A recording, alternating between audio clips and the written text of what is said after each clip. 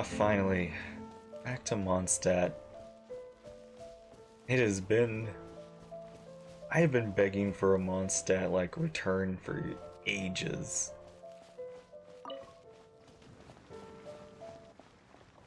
Be free, Timmy's pigeons, be free.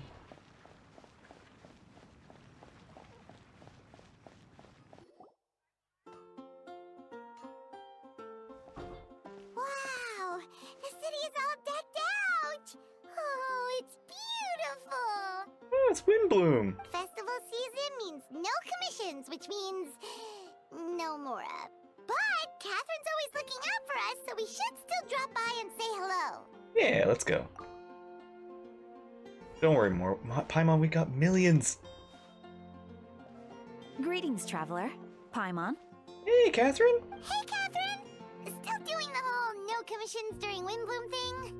In general, yes. The people of Mondstadt don't delegate their work to others this time of year. But feel free to take a look around. I think you'll pick up on something unusual. Take a look around, huh? Donna? Hey, you two. Beatrice? It's finally Windbloom. And here I am ruining everything. You're a bit tired. No big deal.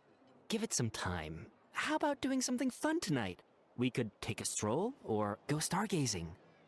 Stargazing? Like we'll find a spot. You know people start reserving places on Starsnatch Cliff the moment the sun goes down. Sorry, I'm just not in the mood. I should go. Wait. Oh, something's off Yeah. with Beatrice. She would never give up a chance to talk to Quinn. This is weird. Yeah, like... This is very different from her. Oh, you're leaving?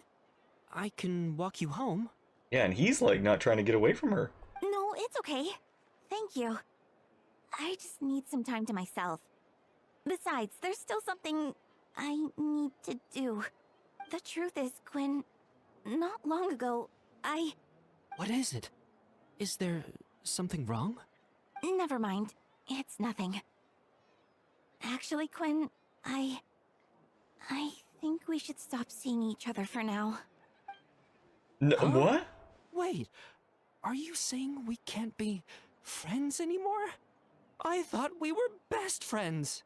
Did you see that? Beatrice ran off without looking back.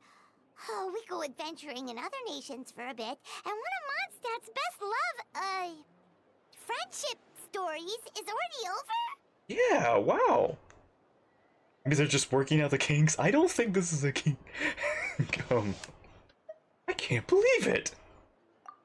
So, is this what you meant by unusual, Catherine? It's definitely different. This is just one example. Beatrice has been feeling down for days. But that's not all. Is it opposite day? Oh, it's the honorary knight in Paimon. Hey, Miles. Is something wrong? You don't look so good. I know a knight should be stronger than this, but I haven't been feeling right lately. I just can't focus. I started sleepwalking out of nowhere.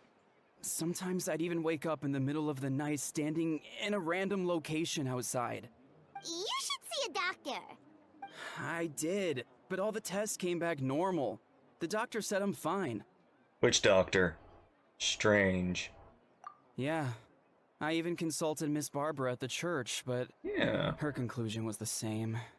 In any case, she was kind enough to pray to Lord Barbados for me to get better. Well, Barbados could probably maybe give us some answers. Is it because I saw something I wasn't meant to see? What do you mean? Sorry, this is for me to figure out. It is Windbloom after all. Anyway, I have patrol to finish. Until next time, you two.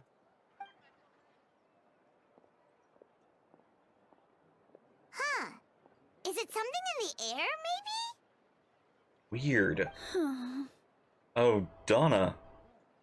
Wait. It appears Miss Donna is also out of sorts.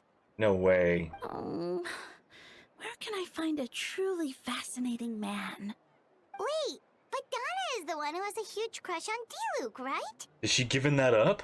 That's what I thought too. But she seems to have changed her mind. Kaya! Is that Captain Kaya? Oh, she moved on. Huh. Now that I look at him, he's exactly my type. How come I never felt this way before? And you're just saying this right in front of him. I'm flattered, Miss Donna. Although, I do wonder whether that was intended for outside ears. Oh, no. Of course not. I'm sorry, Captain. Just pretend I didn't say anything. And, have a happy wind bloom. I intend to, my dear. But first, a question, if you don't mind. Why the sudden change of heart? I was under the impression Master Diluc was the object of your affections. Good question, Kaya. So, you knew about that? Yeah. Well, Master Diluc came into the city not too long ago, but when I saw him, it was like the butterflies just weren't there anymore. Oh, is everyone in Mondstadt, like, growing up or something? Is it just like... okay, look, you guys have been in, like, the same loop for, like, 4 years now. If I had to compare it to something, it would be like waking up and realizing you're married to a man you don't love. But then I saw you, and it wasn't that something was different about you. I can't really explain it. It was just a feeling. Something fresh? I understand. And I'm flattered I was able to bring back the butterflies. But I do need to see some business, so I'll take my leave.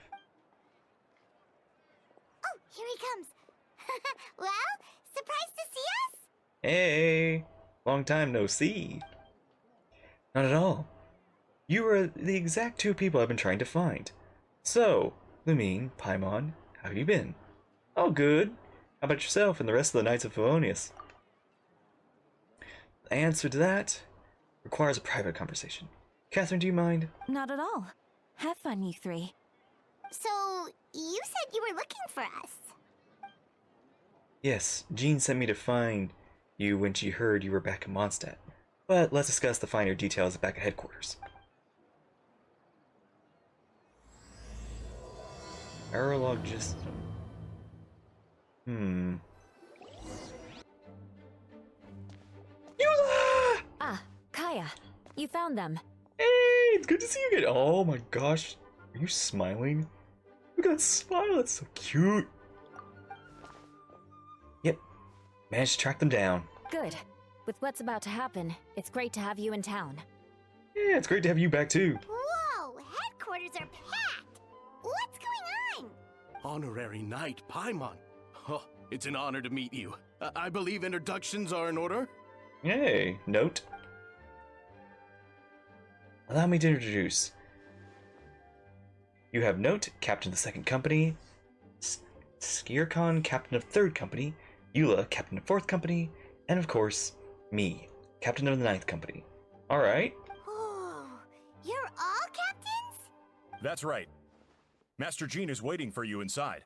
She'll explain everything. I knew Eula was like head of a company, but I never thought of her as a captain. She like Jean! that was cute. Yeah, Jean! Lumine, Paimon, thank you for coming. Is everything alright? There's tons of people outside. Ah yes, that would be the captains. You know a few of them already, but I'm sure there are some new faces. Been a number of incidents in Mondstadt. In order to wrap up the case, I gathered all the captains of the Knights of Favonius together to hold trial. A trial? But this is Mondstadt, not Fontaine. That doesn't... Look, we don't go to Fontaine for every trial in the world, Paimon. I can understand the confusion. You never participated in one of our trials before. In truth, we haven't had to conduct one in some time. The Knights of Favonius oversee most matters of law and order in Mondstadt. Of course, in the interest of fairness, major cases are tied jointly with the Church. Under the guidance of Barbados, the Knights upholds chivalristic justice in the spirit of our order, and the church carries the blessings and goodwill whenever the wind can reach. Today's case requires a joint trial by both parties. Oh, so the church and the knights. Which means it's a serious one. So, do you need our help? Hold on. The group of people we saw in the corridor just now. Someone's missing. Where's Albedo?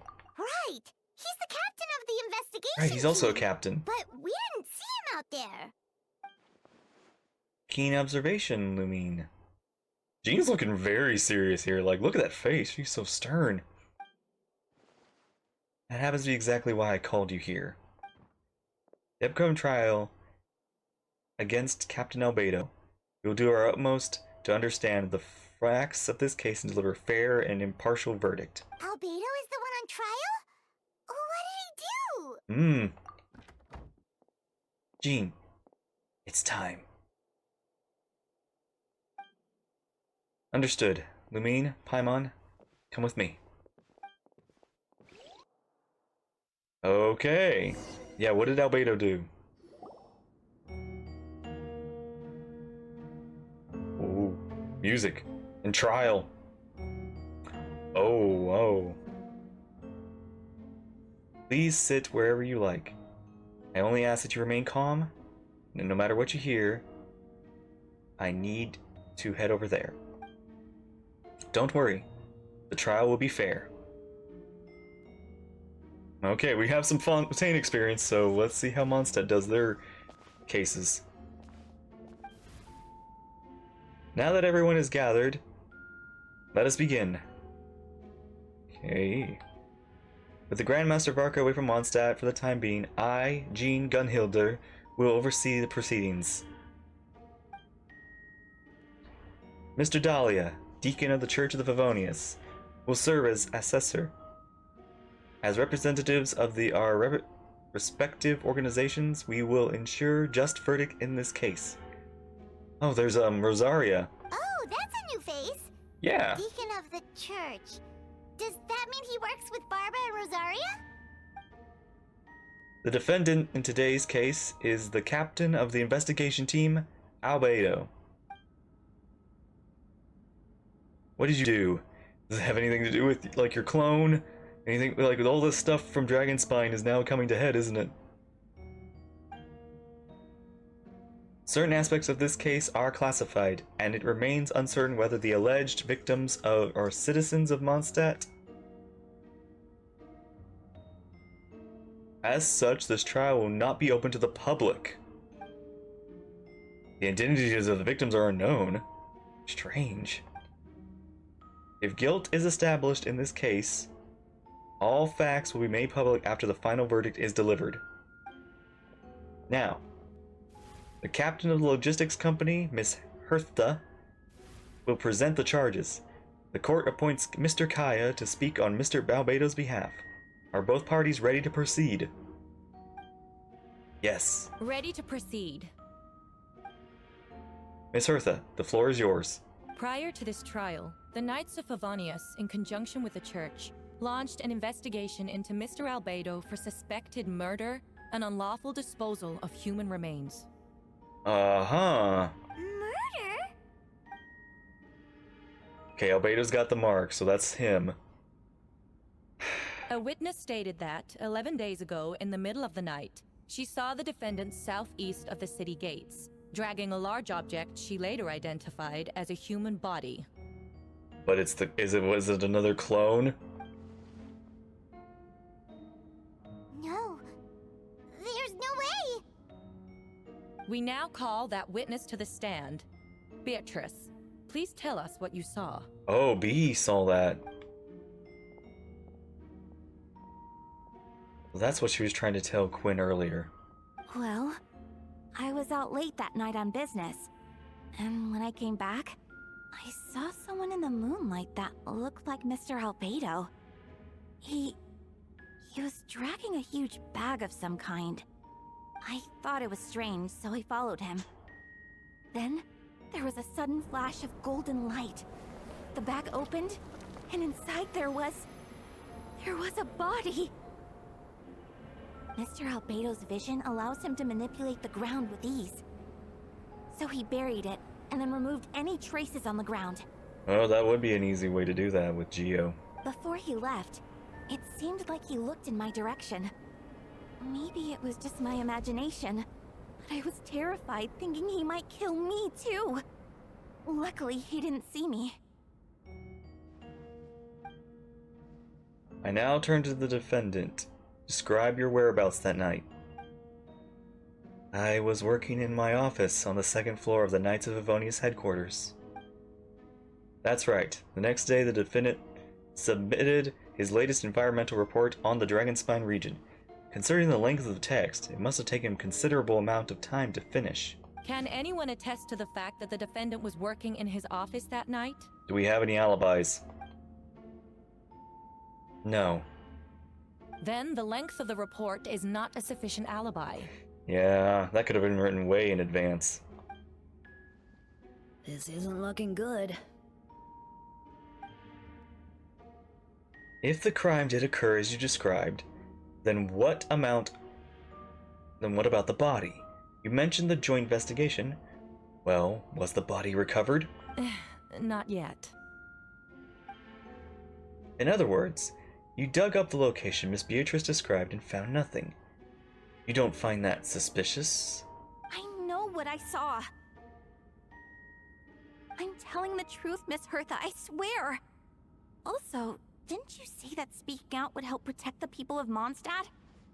Otherwise, I'd never put myself out here like this. You're doing the right thing. Besides, the investigation wasn't fruitless. A single man's shoe and a torn piece of fabric were found in the bushes near the crime scene. The same location the witness described. If no crime occurred, then is all this just a coincidence? Maybe. Maybe somebody just lost their shoe. And yet, no victim has been identified, correct? It's true. No one has been reported missing. However, Miss Beatrice harbors no ill will toward the defendant. Her testimony clearly points to a crime, and she has no reason to lie. Does the defendant wish to say anything in response? You may believe otherwise, Miss Hertha, but I did not kill a single person. As a knight and the captain of the investigation team, I have a duty to protect Mondstadt and its people.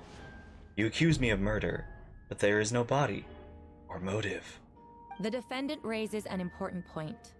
Motive. Yet, I must be frank, not all murders are premeditated. Spontaneous conflict can also have unforeseen consequences. Fair. Nevertheless, I don't intend to prosecute this case on circumstantial evidence alone. Which brings me to the second charge against Mr. Albedo. Okay, the other charge. Second charge? What'd he do? Please proceed. 7 days ago, at dawn, a witness saw the defendant dispose of the body of an adult male in the area between Dragonspine and Dawn Winery. I now call the second witness to the stand. Wait, that's... D-Luke? Oh, Batman, you saw something. Please tell the court what you saw. At 3:40 in the morning, I saw Mr. Albedo dispose of a body beneath the cliff. It was dark, but he used the power of Geo to illuminate his surroundings. From what I could tell, it looked like the body of an adult male, tall and thin, but I couldn't make out the age. He buried the body beneath the cliff and smoothed out the ground to remove any traces. We now have accounts from 2 separate witnesses that describe the same modus operandi.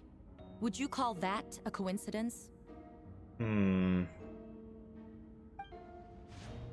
would only inquire what Mr. D-Luke is doing in that area early in the morning. Not the most opportune time for a stroll.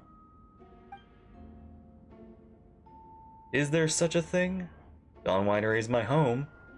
Not unusual for me to take walks in the area. It just happened to be the right place at the right time, that's all. Mr. D-Luke is a well-respected figure in Mondstadt. I see no reason for him to frame Mr. Albedo. Yet the question remains, where are the bodies? Before you suggest a lack of evidence, Mr. Kaya, you should know. After the defendant left that morning, the witness found this where the body was buried. And this is what looks like teeth and femur of a human. Now, does beg the question, if the burial was fresh, why are all the remains of the body? Why is that all the remains? But I suppose Mr. Albedo is the only one who can answer that. Oh wow. So it decomposed pretty fast. Careful now, Mr. D-Luke. Or Master D-Luke. I do believe I hear presumption of guilt in there somewhere. These remains suggest an accelerated rate of decomposition. Considering the defendant's profession, there's reason to suspect that alchemy is at play here. Both witnesses saw golden light, a known byproduct of alchemy. That's how the defendant destroyed the bodies. The light also explains how the witnesses were able to get a clear view of the events in the dark. So, that's your angle. Alchemy? Oh, Albedo does not look happy. A logical assessment, but we have a witness of our own. The afternoon before the alleged second murder, Mr. Albedo had a lengthy intellectual exchange with his student, Sucrose. The two were in the library until the next morning. Why did the discussion last so long? Miss Sucrose was presenting the results of her research. She noticed some flaws in the data, and insisted on reviewing her calculations until the next morning with Mr. Albedo present. That's right. We were in the library together. You're certain Mr. Albedo was present the whole time? Yes, and I know Mr. Albedo would never kill someone. He could never be that cruel. Nevertheless, the other witnesses have no reason to lie. Tell me, Miss Sucrose, that meeting in the library, were you awake the whole time? Sounds like a considerable duration to go without sleep. I do hope you can be truthful with us. It concerns the safety of countless Mondstadt citizens. A crime like this cannot go unpunished. Oh, did you fall asleep? I'll take it from here. During our meeting, Sucrose did fall asleep not long after midnight. It's alright, Sucrose. You don't have to lie for me. This is sacred place of judgment. The truth is paramount. Mr. Albedo. I see. And I'm afraid your alibi cannot be sustained. Do you understand? Yes. I know claiming innocence without proof isn't enough. But the prosecution's argument has its own holes. There's been no mention of motive, or what exact method could reduce a human body to those remains. No conclusive evidence of guilt. But the witness accounts do match to an extent that can't be dismissed. This is a tricky one. Allow me to submit another piece of evidence. The investigators intercepted one of Mr. Albedo's correspondences. I will now read the pertinent parts to the court. Oh. Correspondence? No. That envelope does look like it belongs to Mr. Albedo. I have never abandoned the subject of human research. In fact, delving deeper into Dragonspine has led me to realize that the concept of life could be further expanded and transformed into that of birth. The mystery of human birth is often linked to death. As such, death is the most suitable material for the creation of new life. To that end, we must engage in a process of putrefaction and refinement. Putrefaction? Refinement? Is that in reference to an alchemical process? The letter continues. Experimental trials have been carried out in the northwestern part of Dragonspine, in the area southeast of Mondstadt's main gate. The data is as expected. Just as you endeavored to do, I too shall take up the path of creation. and break through current limitations to reach a new realm of living beings. I trust the investigators have confirmed that this is the defendant's handwriting, and that the letter makes more than passing mention of putrefaction and refinement. Correct. Not to mention, the locations indicated in the letter match both crime scenes. What more can we trust than the defendant's own words? No, it can't be true. But even if it is, why?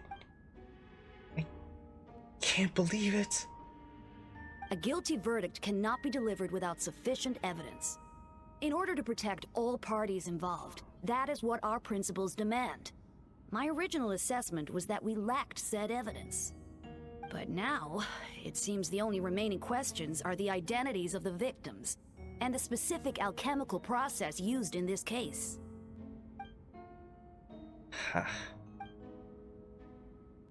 Then, we're in agreement. The evidence is conclusive. On the charges of murder and unlawful disposal of human remains, the court finds the defendant guilty.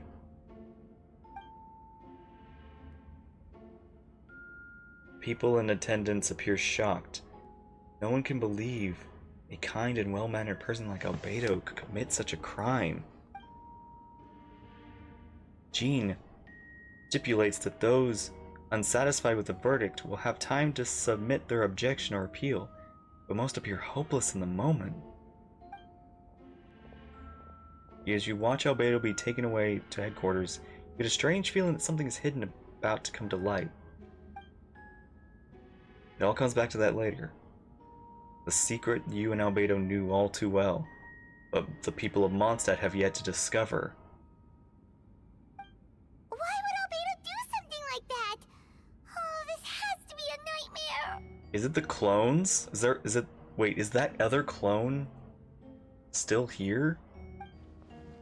Albedo told me his secret once. He was a synthetic human created through alchemy. Does that have something to do with this case? But what?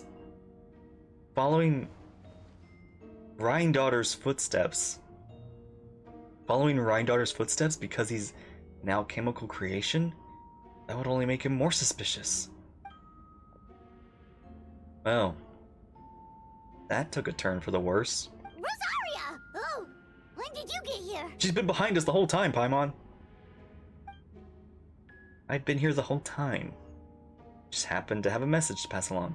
For us? Yes. You're needed at Star Snatch Cliff. He's waiting for you there. Who is he? You'll know when you get there. Go on now. Time to take like the wind. It waits for no one. Time is like the wind. Alright, get some sleep, Rosaria. Recollections. Yeah, you know what? Let's review.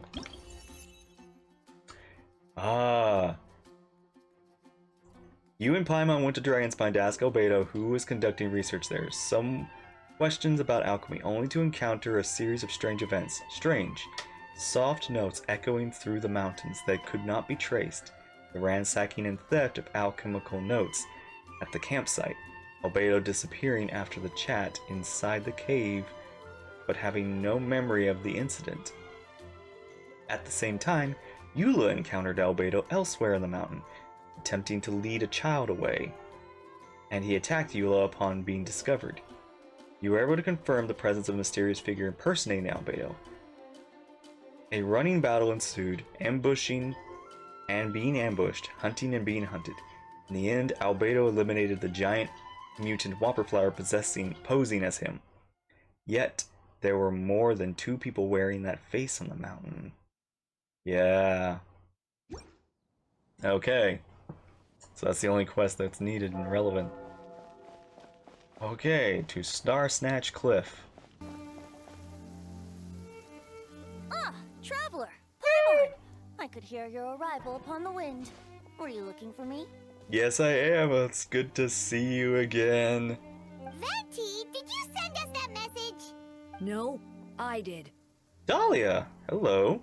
Whoa, where did you come from? Wait, Venti, do you know this guy? His name is, what is his name again? Dahlia, Paimon. I know. He's new. Didn't think I was that unmemorable. I'm Dahlia, Deacon of the Church of Favonius, and Herald of the Animo Archon Barbados. Not gonna forget next time, right? Wait. Do you know? So you called us here so we could meet with Venti? That's right. I noticed you during the trial. The legendary honorary knight. You seem to have a lot of thoughts on your mind, so I thought we should have a chat. After all, I am the Herald of Barbados. If the people of Mondstadt are in danger, I should keep the Animo Archon in the loop. Oh, you actually know. Wait then, you know about... About what? The fact that my tavern-hopping nomad of a friend is Barbados himself? Yeah? Don't worry, Dahlia and I are close. He knows everything. Oh, you got another close friend. I'm not jealous. Besides, a god needs someone to communicate their will in a formal setting, and no one does that better than Dahlia. Ah, okay, so Dahlia's in the loop. Poor Barbara. Not that I saw that coming when we first met. But back to the matter at hand. I believe you two already know about Albedo's background. Yeah, we do. You mean his true identity? Yeah. So, you know too, Venti? That's surprisingly Archon-like of you. I'd be surprised if he didn't know. Well, I knew from the moment Rhine-daughter and Alice brought Albedo to Mondstadt. When those two are in town, no one can afford to slack off. Fair. The Kryda Prince, a perfect specimen of synthetic life. At this stage of the case, there are countless questions surrounding Albedo's motive. His true identity is a potential weakness.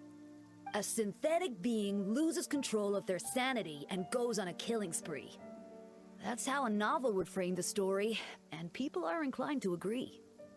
Albedo has told us before that humans often value the ordinary over the transcendent and miraculous. And the slightest difference is perceived as other. A very common phenomenon. Yeah. Which means we need to find a way to help your friend. What do you know about the situation, Vinny? Me? Venti.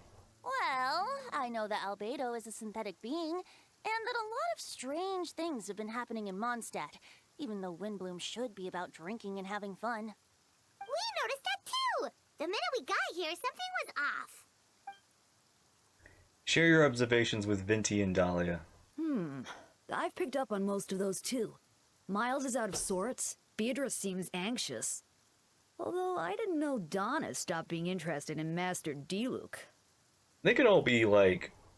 I mean, again, like I said, Mondstadt's just, all having the same evolution at the same time. But yeah, no, this is weird that everybody suddenly is different. When no love remains for the songs to tell, the world becomes naught but an empty shell. Cruel is said fate, cruel it may be, were it not for a hero who could set us all free. Oh, I'm so glad to hear you sing again, Venti. What are you getting at, Tone Deaf Board? Hey, shush. Oh, just making a comment. There are always unavoidable trials in life. At least, that's what Barbados would say. A certain someone is going to need to overcome a trial like that. In such cases, even the Seven know better than to tamper with fate. Yeah, there's not 7 anymore. If only there was a brave soul willing to aid their friend in his time of need. Should he meet a terrible fate, all of Mondstadt could be worse for it. If you wanted our help, you could have just asked, I mean, you didn't even have to ask, honestly. I'd help anyway. Well, even if Albedo wasn't at the center of this case, protecting Mondstadt is part of being an honorary knight, right? That too. You'll still have help, of course, which is why I prepared a little surprise. Behold! Behold? Ooh! Paimon remembers that Jumpy Dumpty! Oh, a phone! It's the Jumpty Dumpty phone! Don't worry, I removed the fuse, so it's not going to explode. Say hello to the Dodo communication device. Yay! So, this thing belongs to you now? Did we not keep the one we had? We're old pals. Don't think she'd care if I borrowed it for a few days. Anyway, this invention, with a little help from a trick of mine, will allow us to keep in touch. Just take it out and we can chat. Cool. Why don't I still, why do we, what? I really should, guys. You know, wait a minute, oh my gosh.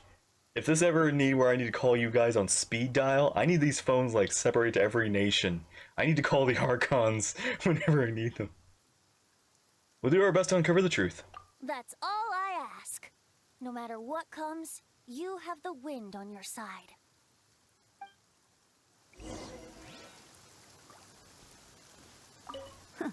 I suppose we're old pals too at this point. Indeed.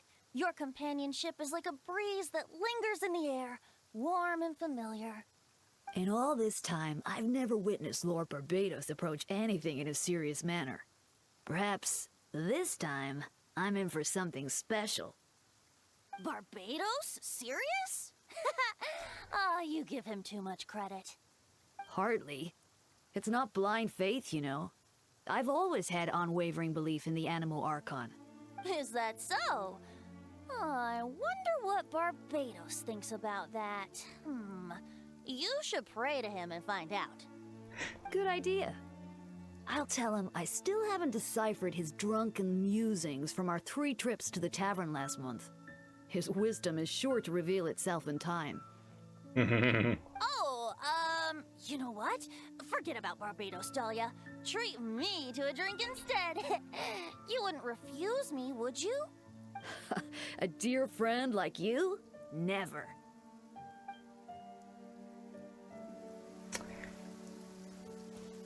That's cute. That's really cute, you two. Go get a room. Okay, I'm serious. Like, these, okay. They're kind of cute, actually.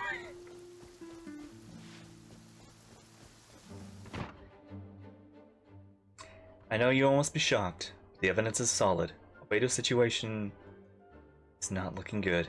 I still don't believe Albedo would do something like that. Using living people as alchemical test subjects? It's like something out of a novel. Perhaps it's best for me to remain impartial, but I've worked with Albedo before. He's an alchemist, not a sadist.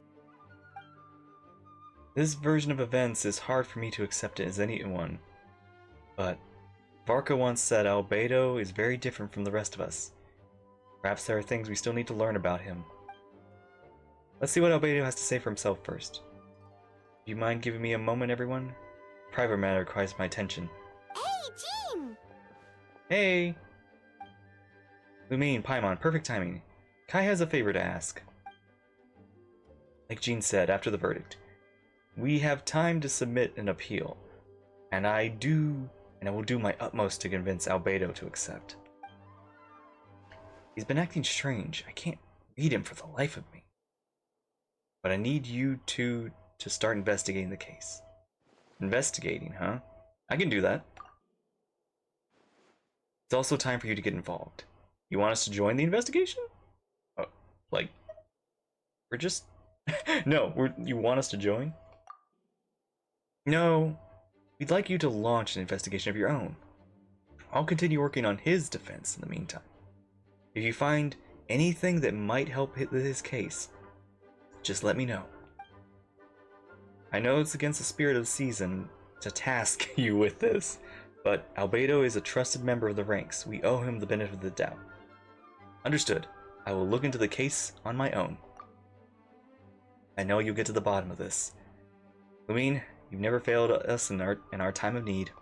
But what if the accusations turn out to be true? Then they're true. Then you have done Mondstadt a great service all the same. Expecting your retrial. Until then, you're welcome to have a look around Albedo's office on the 2nd floor. Counting on you. Oh.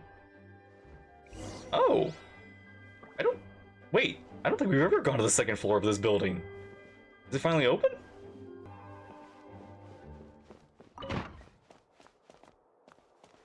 No way. No way. Oh my gosh! Wait, I can go upstairs. Oh my gosh! The stair. There's no wall. Ah! Wait, hang on. Can I go up the... Oh, oops. We'll have to wait for another... We'll have to wait. Don't worry, stairs. We'll climb you one day. Oh my gosh. Okay, wait. This room? No. This room? No. This... Oh my gosh. Finally. Wait, Captain Kaya. Surely I can't just... These two are here on Jean's orders. She's asked them to investigate Albedo's office. Oh, in that case, head on in. I'm down, Wyatt. Right?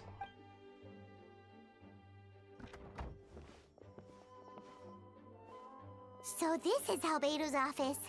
Pretty much exactly how Paimon pictured it. Yeah. Alright, I have some work of my own, so I'll leave it to you. Good luck, you two. Right back at ya.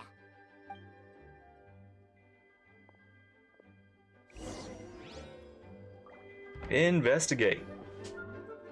Alright, let's see what we can find. Oh, I like this. Oh, this is cool. Alright, investigate the book, investigate the test tube, investigate the research notes.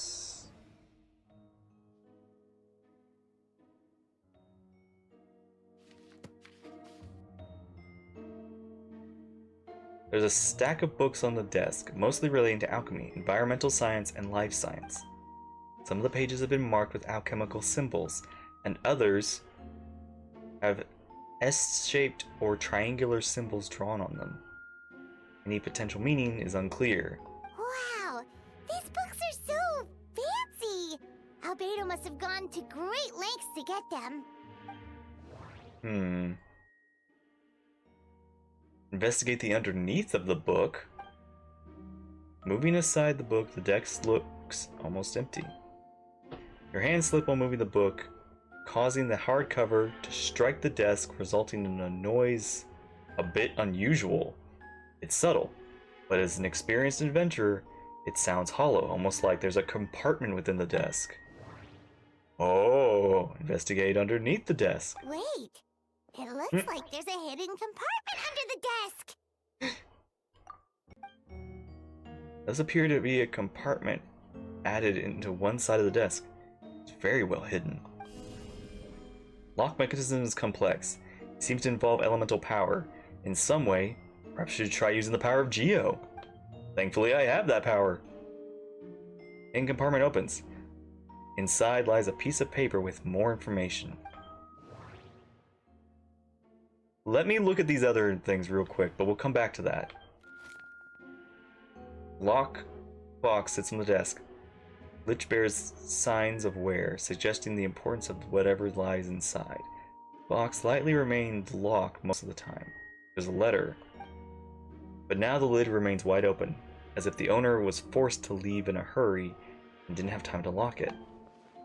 The letter, intercepted by the investigators, once stored here. The remains of contents shouldn't hold much weight as conclusive evidence, but you still get a strange feeling after reviewing them.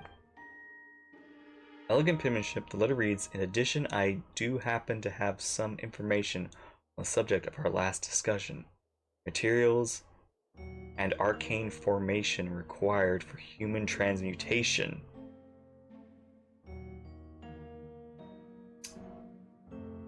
Albedo? It's a forbidden law. The formations in these records are likely originate from the Conrian art Kaima, but relevant documentation has not been well maintained over time. I cannot guarantee there are no errors or omissions. As thanks for your past assistance, I've enclosed the records with this letter. But that does not mean I support your pursuit of this research. Ethics aside, I'm not convinced it's even possible to create a human whose existence is identical to our own. The idea that the dynamic of the creator and the creation could exist within the same species is cause for concern.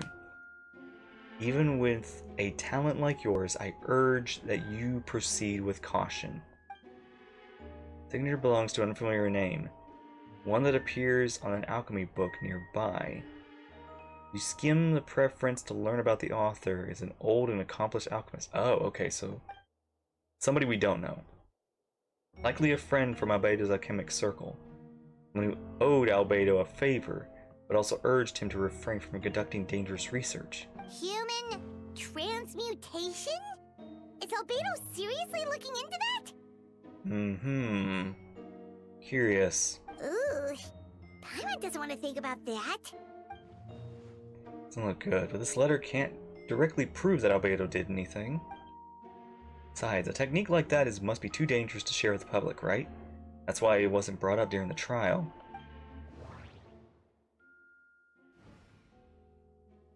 Research notes. Albedo's notes lie on the table. They resemble the ones you've seen before, but the contents are different this time. As always, the penmanship is impeccable, being careful and neat with a certain elegance and uniformity, much like the man himself. One of the notes reads, "Putrefaction should be regarded as a counter-simulation to the process of life, like a highly efficient and destructive spell of rot. Upon use, the target will decay within an extremely short period of time, turning into dust that is nearly invisible to the naked eye before dissipating into the air." So basically, if the subject is a failed test, then dispose of the material. Test tube. The test tube on the shelf with some black powder residue at the bottom. Next to it lies a nearby written note. Chalk. Next stage after soil. But the current available materials are still insufficient to construct a stable structure. Nope. No idea what that means. Not sure if it's too hard for Paimon or too hard for anyone outside this line of work. Black powder at the bottom of... Why does that feel familiar? Like, I feel like I've encountered something like that before. Was it with Albedo or was it something in Fontaine? Alright. Anything over here? No. Okay. Festering is also a manifestation of rot.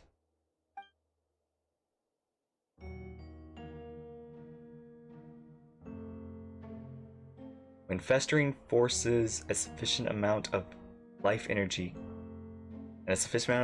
collide, two will repel each other, triggering a powerful side effect. When I tested this in an alchemical experiment, the results of the refinement were startling. Breaking through the shackles of life, simulation of a project, I must take advantage of this opportunity. The name of the project is blotted out in ink. What could it be? The note mentioned festering forces, which suggests that Dragonspine could be involved somehow. If this has something to do with creating synthetic life, would Albedo go that far for one of his experiments? No, that can't be it. Amid the notes is a map with a few markings on it. Two of the marked locations correspond with the crime scenes. Third appears to be in Dragonspine.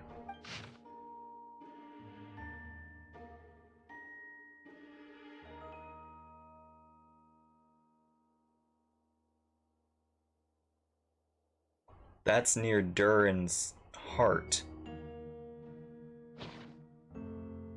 It's a hard pill to swallow, but if the results of the joint investigations are correct, there could be a body hidden in the last location, or at the very least, what remains of one.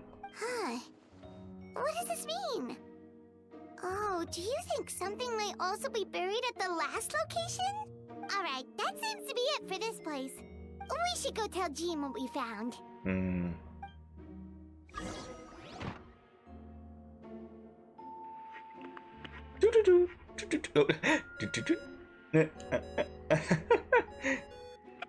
Yellow. Oh, Vent is calling. Let's answer. How's the investigation going? Find anything? Yeah, we did. Oh, we found stuff, all right. Stuff that only makes Albedo look even more suspicious. I see. So, Albedo's researching something that doesn't help his case, huh? Not particularly. Not promising. We should be grateful Albedo's true identity remains hidden. If it gets out that he's one of Rhindaughter's creations, there'd be no separating him from her past. As we both know, Rhindaughter's approach to alchemy and ethics was pure madness, and the evidence you just found, let's just say it could convince even those closest to him of his guilt. Perhaps even you. I don't think the handwriting was faked. And the notes sounded like him. Then it comes down to trust. Do you trust Albedo?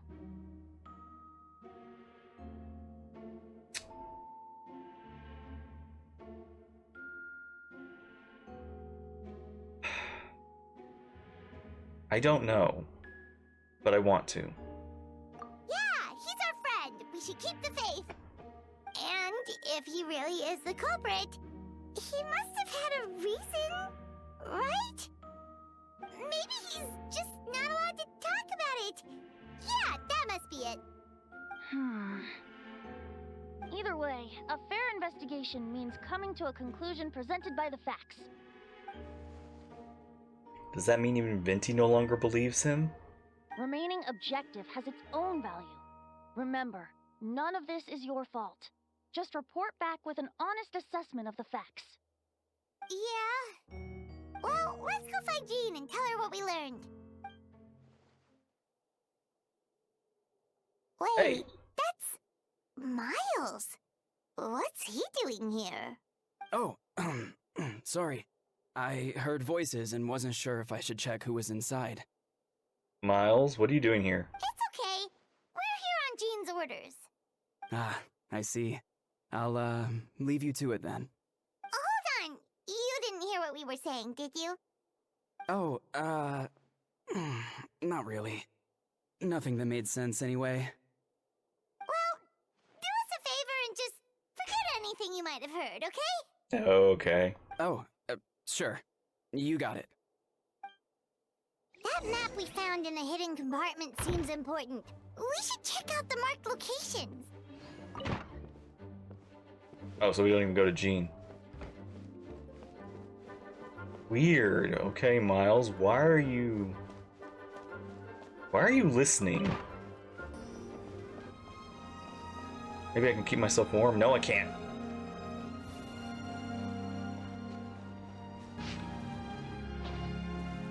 Am I in the right spot? Is it above? You know, in the cold, the body might actually be more preserved.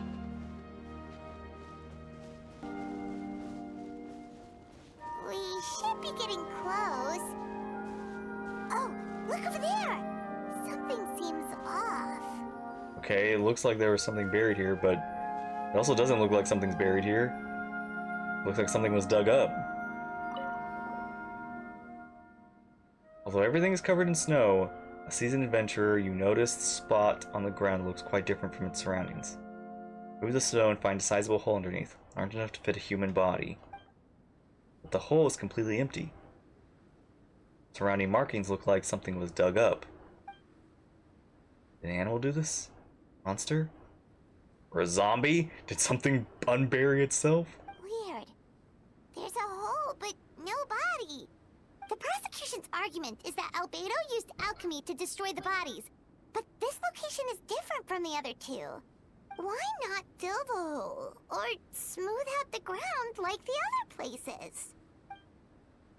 If one person did all this, why not remove the traces of like the others? If Albedo isn't the one responsible, why was the location marked on his notes?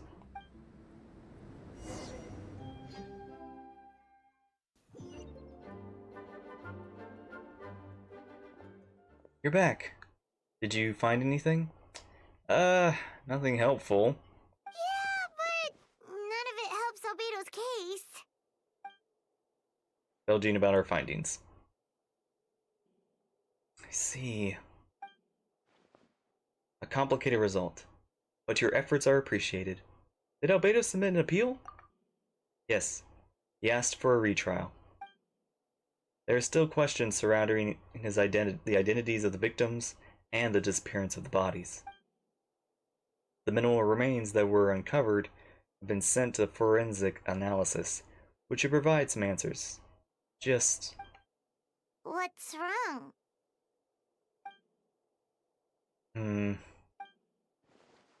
If the victims turn out to be Mondstadt citizens, the situation becomes all the more serious. The second trial would likely have to be open to the public. And I doubt public sentiment will be in Albedo's favor. Yeah, not when the charges are so serious. The second trial is set to take place in 2 days. I hope you consider attending this one as well. Of course, we'll be there. In the meantime, we should all just stay positive. Well said. When the time comes, I'll carry out my duty to the best of my ability.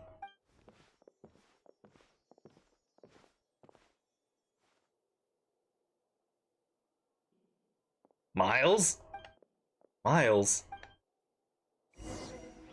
Miles, what the heck? What the heck, boy? What are you doing? Why are you acting sus? Why are you among us?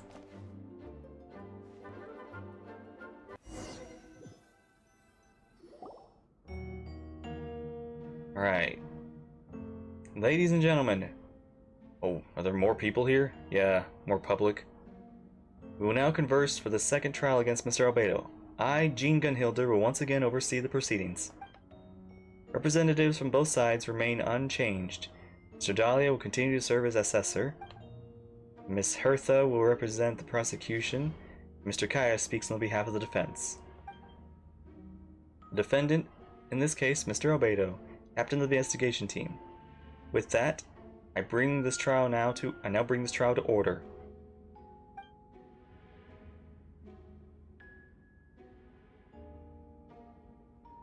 Miss Hertha, have the investigators made any new discoveries? Yes. We sent the teeth and the femur bone found at the scene to the church's medical office, and were able to conclude that these are, in fact, human remains.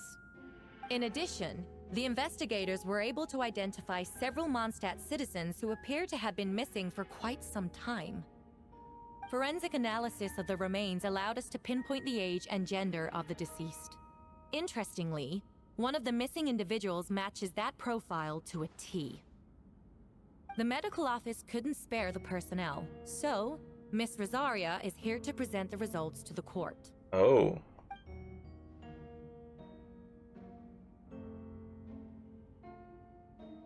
Heiselman, male, 46 years old. Marital status, single, occupation, hunter. Consistent with the conclusion in the last trial, his disappearance went unreported, likely due to his lack of relatives. In addition, medical records show he sustained a mechanism-related injury to his leg 3 years ago. The damage on the femur bone Mr. Diluc found is consistent with such an injury. Therefore, we can conclude that one of the victims in this case is Hanselman. A specialized technique was likely used to accelerate the rate of decomposition. Is it reasonable to assume this technique to be alchemical in nature? Alchemical or magical, both are possible. Thank you for your testimony. The identity of one of the victims is now confirmed. But what about the defendant's motive? Considering what he wrote in the letter, we can deduce that the defendant needed subjects for an alchemy experiment. Who better than individuals whose disappearance would go unnoticed? In other words, he sacrificed the good people of Mondstadt for his own gain. A truly vile act. In addition, another witness has agreed to testify. Miss Donna, if you would. Oh? Another one? Wait, Donna from the flower shop? Donna! I'm sorry it took so long for me to come forward. But the night Master D-Luke saw Mr. Albedo, I was there too. Are you stalking D-Luke? I was camping with a friend and we decided to stop near Dragonspine. I couldn't really get comfortable that night, so around dawn, I decided to go for a walk. And that's when I saw Master D-Luke. I thought it might be nice to, chat. So I headed in his direction and then I saw it. Someone at the bottom of the cliff was getting rid of a body. I was terrified the person might see me. Even after I fled, I couldn't shake that fear. And I started to wish I never had a crush on Master D-Luke in the first place. Oh, so that's why you suddenly lost your feelings for him. If I hadn't wanted to talk to him, I would never have been in that situation. Well, I didn't want to come forward because I was scared. But Miss Hertha convinced me it was the right thing to do. I'm sorry it took me so long. I see. Just stepping forward was brave enough, Miss Donna. The court thanks you for your courage and commitment to justice. Yes. Thank you. Gosh, it's so weird having so many Mondstadt characters involved, even the side characters. The two witnesses corroborate the same sequence of events. That just leaves the question of how the defendant disposed of the bodies. Where's Timaeus in all this? I believe the answer lies in the alchemical technique mentioned in the letter. The defendant is the most accomplished alchemist in Mondstadt. He has the skill, no question. Maybe he's with Yingar. Special investigator also uncovered some relevant evidence on the subject. We will now present to the court. Wait, does she mean... She means us. The evidence we found. The following are pieces of evidence uncovered in Mr. Albedo's office, the most important of which is this map. This map was found in the defendant's notes. The markings correspond with the description of the letter and the locations of the crime scenes. Does this map belong to you? Yes. Were you the one who marked these locations? Yes. You do realize that's basically an admission of guilt, don't you? The evidence against you is nearly insurmountable. No! Since you uncovered the compartment, I might as well expand on the matter. We have witnesses and physical evidence. What could you possibly say in your defense? Is this a defense or is this a confession? What I always have. I never killed a single person. Ugh, but I guess in whatever you just... Saying that when the evidence is stacked against you? I guess what you killed weren't you don't consider people. Miss Hertha, you presented a miraculous and convincing case, I'll give you that. But I will not admit to something I didn't do. So, what? You're just going to bombard the court with excuses? That's a rather dismissive way to refer to an innocent man speaking in his own defense. Besides, I'm not making excuses. I'm exercising patience. That won't make the charges against you disappear, Mr. Albedo. Perhaps not, but patience comes with its own reward. It's easy for things to remain buried in the snow till someone comes along and brushes it away. That was really specific. Is that a hint? It's a hint. It must have something to do with Dragonspine, which reminds me of one of the locations. Lumine, you were the one who uncovered the notes, right? Then I'm assuming you visited the third location marked on the map. Yes. Can you tell us what you found? You nod your head and give an honest account of the scene you found in Dragonspine. Whatever was kept in the hole in the ground was gone. The surrounding area bore the markings of an unknown creature. With everything covered in snow, no one knew there was something to discover in the first place. Then, there must also have been a body. Think about this. What clues am I missing? Okay. I never did visit the first location. First marked location. First marked location is near Mondstadt. Beatrice saw Albedo use alchemy to dig a hole and bury a body there. A single man's shoes and a torn piece of fabric were found in the bushes nearby. Taken together, this evidence seems to suggest that Albedo killed someone and concealed the body. The second marked location is between Dragonspine and Dawn Winery, where D-Luke saw Albedo bury the body of an adult male. D-Luke described nearly the same events as Beatrice. There's no reason for them to collude against Albedo. Their testimony should be trustworthy. And D-Luke found teeth and a femur bone at the scene. Donna confirmed his version of events because she was also there that night. The two should have no reason to set Albedo up. Despite her crush, Donna wouldn't lie about something to get D-Luke's attention. Not to mention, Donna's been acting strange before the trial. Then the third marked location is Dragonspine. We only knew about it because we found the map in the hidden compartment. During our investigation, Paimon discovered a hole beneath the snow big enough for a human body. Claw marks outside. There was no body. Did it crawl out? The human remains? According to the forensic results, the teeth and femur bone belonged to a mondstadt citizen, and the witness account suggests that Albedo was the last person to come in contact with his body. Did Albedo really use alchemy to reduce the body to a few bones? Does that mean he's the killer?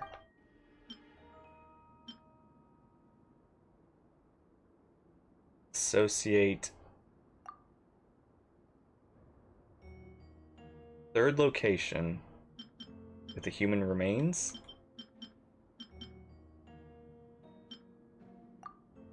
That doesn't make sense. The first marked location? The differences between the marked locations. Albedo marked these three locations on the map and found in the hidden compartment. There are some similarities and differences between them. Based on what you know, the three locations were likely used to hide bodies. The holes dug in each area certainly seem big enough.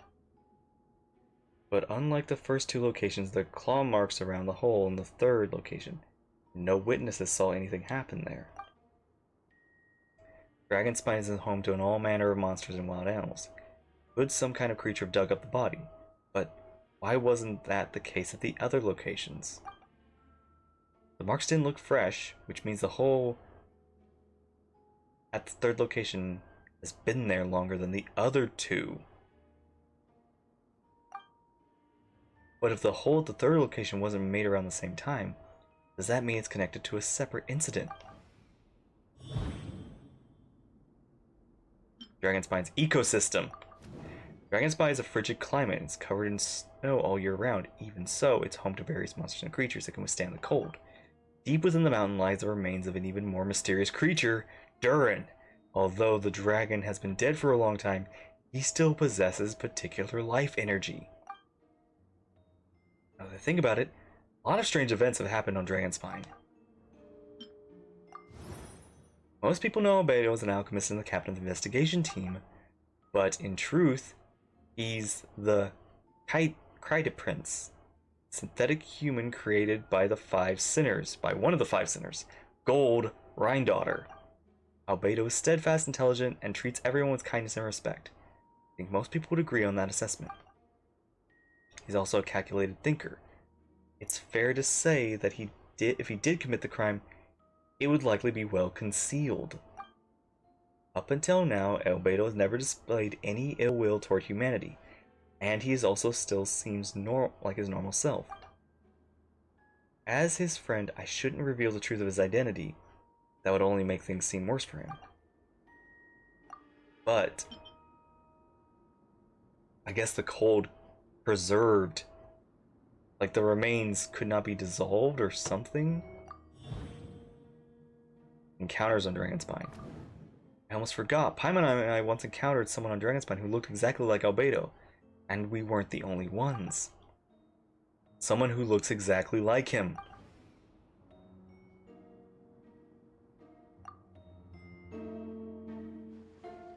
Guess Albedo has a plan, so I should help him out. But what does he want me to do? Announce a break in the case? I should play safe. Since I made an honest assessment of the facts, I should be honest about my doubts too. It's only fair. Besides, I think I understand what Albedo was trying to tell me just now. I'd like to address the court, if I may. I was the one who investigated the office, and I believe the results raise a few questions. Regarding the two cases addressed in the previous trial, it was established that after disposing of the bodies, the defendant used alchemy to restore the ground to its original state. But that wasn't the case at the third location. The hole was still there, with the dirt scattered around the perimeter. It looked more like something had been dug up. If this was done by one person, why wasn't the third scene given the same treatment as the others? Why weren't the traces removed? In addition, the markings around the third location weren't fresh, which suggests that this Dragonspine incident happened at a different time. For those reasons, I believe it's still reasonable to doubt.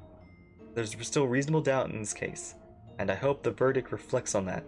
Thank you. Astute as ever, Lumine. Questions there may be, but allow me to point out, there is no evidence to suggest that anyone besides the defendant knew about the third location. And the map was found in his notes. That fact alone makes him the most plausible suspect. Unless Mr. Albedo suddenly plans to deny that the map belongs to him. Allow me to respond to Lumine's point. If all I cared about was proving my innocence, I would indeed do as you described, Miss Hertha, and deny any connection to that map. But that is not what I intended to do. The map does belong to me, and I did hide things at those 3 locations. What? There were indeed bodies at each location. I did kill and bury someone on Dragonspine. Ha! So you admit it. Let the record reflect that the defendant has confessed to his crimes. You're mistaken, Miss Hertha. The story doesn't end there. Eula! Some time ago, I encountered an uninvited guest on Dragonspine. Someone who wanted to take advantage of the deserted nature in the region to eliminate me in secret. Eula, you know about this!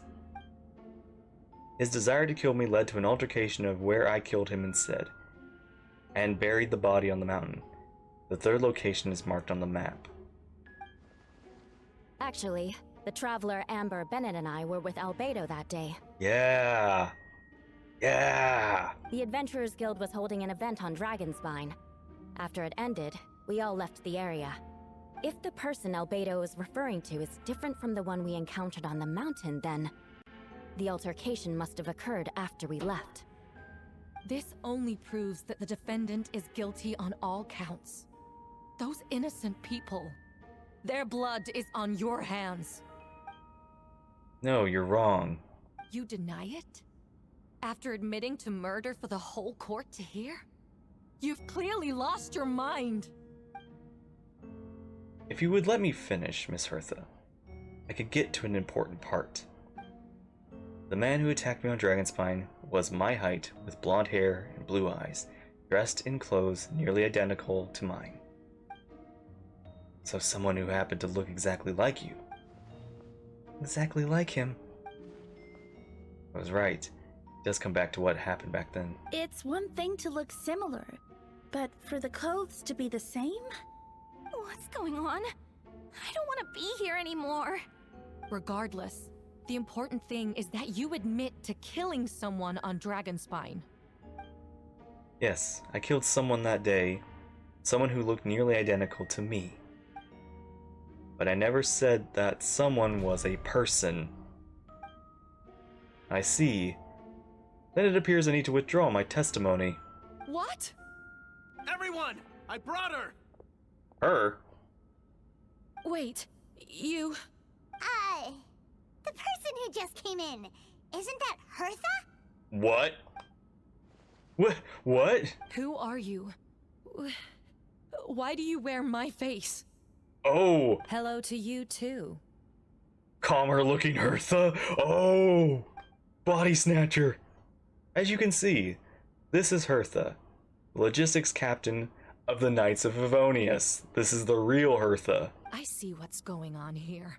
It's all been leading up to this, hasn't it? Your confession. It was all an elaborate stunt to set me up. You want to undermine my credibility? Fine. It doesn't eliminate the mountain of evidence stacked against you.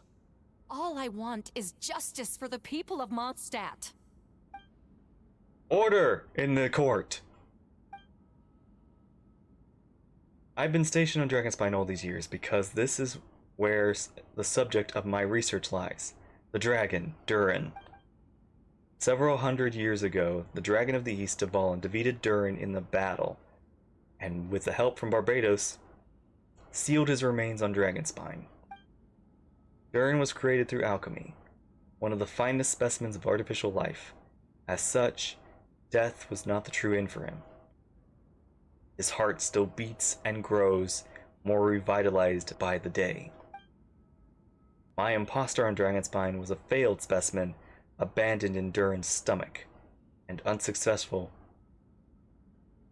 iteration of the Homunculus project. Homunculus? Are you trying to insinuate that I'm some kind of... homunculus? Because it looks to me like the artificial one is standing right there. Some kind of imposter you dragged in from Dragonspine. So this is what I look like when I fly off the handle. You know, they say imitation is the best form of flattery, but your impersonation has overstayed its welcome. Master Jean, what are you waiting for? We've known each other for so long. You recognize the real me, don't you? Whoa. Two of you look identical, but judging based on demeanor, the new arrival actually seems more like Hertha I know. That means nothing. By that logic, I could just as easily accuse the albedo in this room of being an imposter. How do we know he isn't the fake one? A cold-blooded killer who replaced the real albedo long ago. Then, how about something only the real Hertha would know? The longest scar on my body. The knights who fought alongside me that day should remember where it is. I remember. Let's hear your answer. I'd like to hear Miles' answer first. Miles? Huh? Oh, wait, how many people here have been body snatched? You don't know? Or you don't remember? I heard you've been acting strange these days. Oh no, please don't tell me that. No, don't tell me. You were closer to me than anyone during that battle. And yet you don't remember a thing. Strange indeed. No, my head. No, It hurts. The scar is right here.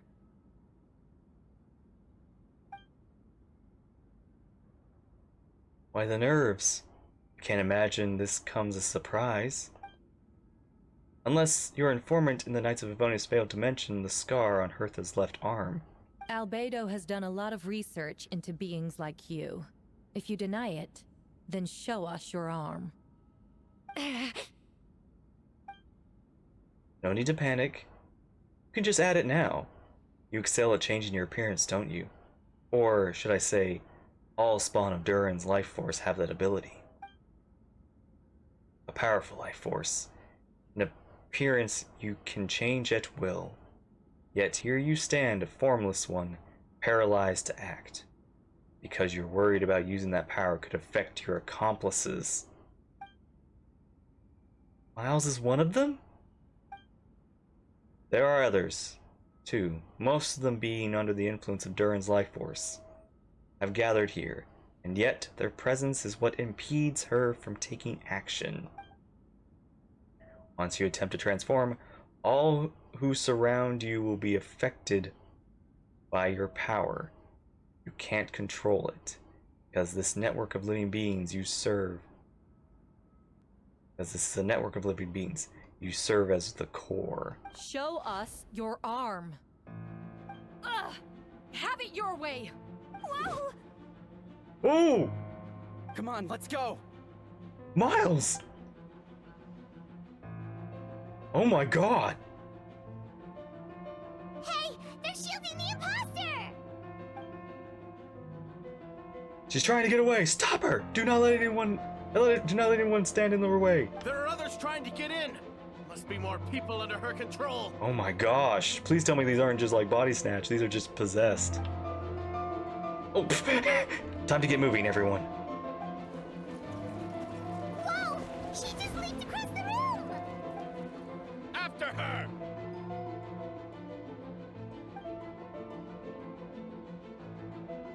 It's time. All units move out. Third company, keep on the imposter's trail. We finally have a chance to talk. But before I explain the events in the past few days, I'd like to make a few things clear. First, I never killed any of my fellow citizens. I never used human remains as part of my alchemical experiment. Second, the events of the past few days were all part of the plan. Most of the members of our order were in on it. As for the witness, Master Diluc picked up on the situation long before today's proceedings. Wow, it's quite an involved plan. Indeed. Follow me. Slimes! Oh! Oh my gosh! How are there monsters in the city? Because all the knights were in the building. They're all monsters from Dragonspine. An attack is imminent, but fear not, we've been preparing for this. We've been monitoring the resurgence of Durin's life force. Its festering nature agitated these monsters. We knew it was only a matter of time before they advanced on Mondstadt. And so, we made preparations for the inevitable battle. I was hoping you two could join me and provide assistance in the battle to come. Of course. Where's our first stop? Top of the city wall. Alright, it's been a while since this place is gonna be. Hey! Mona!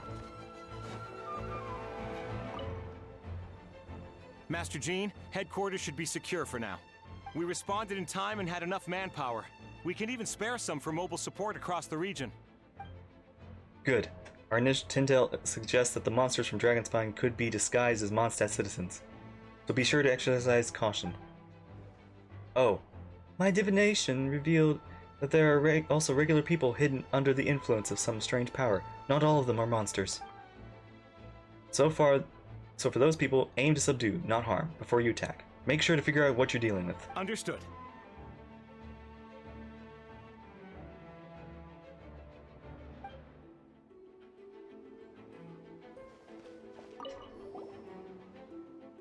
Ah, perfect timing, Lumine. I was hoping that you three could form a mobile unit and help respond to various threats in the area. It's been a while, Lumine. I'm also here to help. Jean and I are here to remain here and monitor the situation. We'll leave the other locations to you. Don't worry, my scry glass doesn't show the slightest chance of failure. Victory will be ours. Thanks, Mona. Oh, there's a fight down there. Provide. Oh no.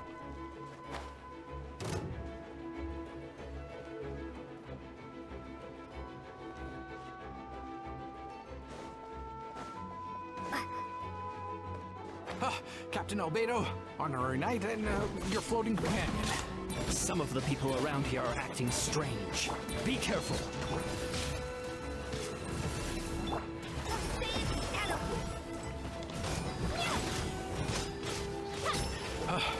Thanks for the help. I don't think we could have managed that on our own. It's I hope slimes. everyone's all right. We really appreciate the help. Keep going. Do a good job.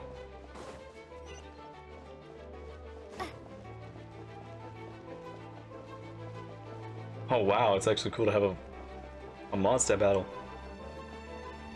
Tea.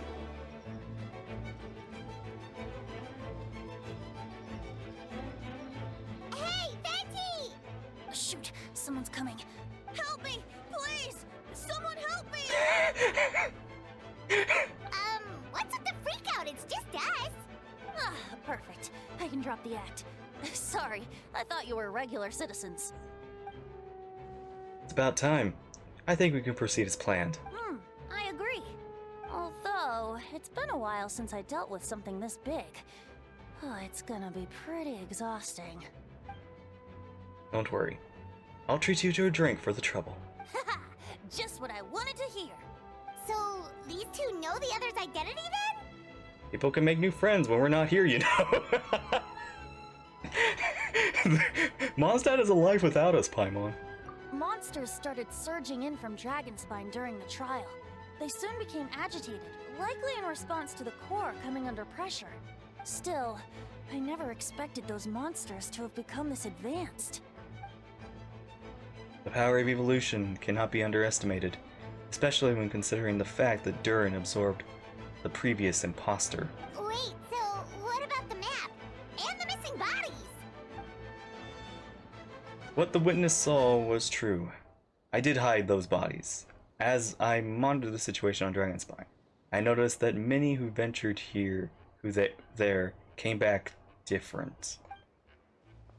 Someone under the influence of Durin's power, but the less fortunate ones had already been devoured by monsters, who then assumed their appearance and to infiltrate the city. Most of those who were replaced had no close relatives, so when their behavior changed, there was no one to notice. The monsters used the disguise to get close to the people. I eliminated 2 who attempted to attack. What about the remains Diluc found? Did they belong to one of the victims? Yes, the monsters slowly digested their victims. Sometimes they even left behind body parts to aid in their transformation. All that remained in the first victim was a few strands of hair, and the second some teeth and bone. The only bodies Albedo destroyed were the monster's mimic forms. Then he buried whatever remained of the victims to put them to rest. Well, someone had to do it. Besides, I managed to gather some valuable data on the putrefaction. I heard it and I lost it. Of the bodies. After we defeated the doppelganger Whopperflower on Dragonspine, we promised to tell each other a story, remember? You told me a story of a gardener, I remember. I'm glad. Then you remember what I told you about Subject 2 and his pursuit to replace Subject 1. He transformed a Whopperflower into Subject 3. So there was another imposter on Dragonspine that day. Yes, that was Subject 2. I confronted him and buried his body on Dragonspine. So you see, at one point, there was something hidden in that hole you found. But Durin becoming more revitalized by the day, under the influence of his power, the monsters dug up the Subject 2's body and returned it to Durin's stomach. Durin absorbed the failed creation. Along with his knowledge and way of thinking, ever since then, all the creatures spawned from his power had the ability to transform their appearance. Humans who venture into Dragonspine for far too long are also bound to fall under Durin's influence. But those effects don't show themselves right away. And the extent to which the person has been affected is hard to perceive. You saw it for yourself, didn't you? All the people acting strange? Those are the same people who just tried to break into the Knights of Favonius headquarters. Durin's power remained dormant within them until, finally, it surged to the surface and seized control. That was our goal. If we could force a situation where the imposter had no choice but to unleash all that power, all those under the influence would become violent, and thus we would know who was affected. Wait, so what do? We can't go around hurting innocent people. That's why I'm here. bad if I just lazed around after promising to help. We will use the power of Animo to restrain them for now. That should give the knights a chance to subdue them without harm. A specialized team will deal with them later. Alright, that's long and short of the situation. Time to activate that thing, right? Yes. So, if there are little secrets other people shouldn't know, my identity, for example, keep it to yourself, okay? Alright, this should do it.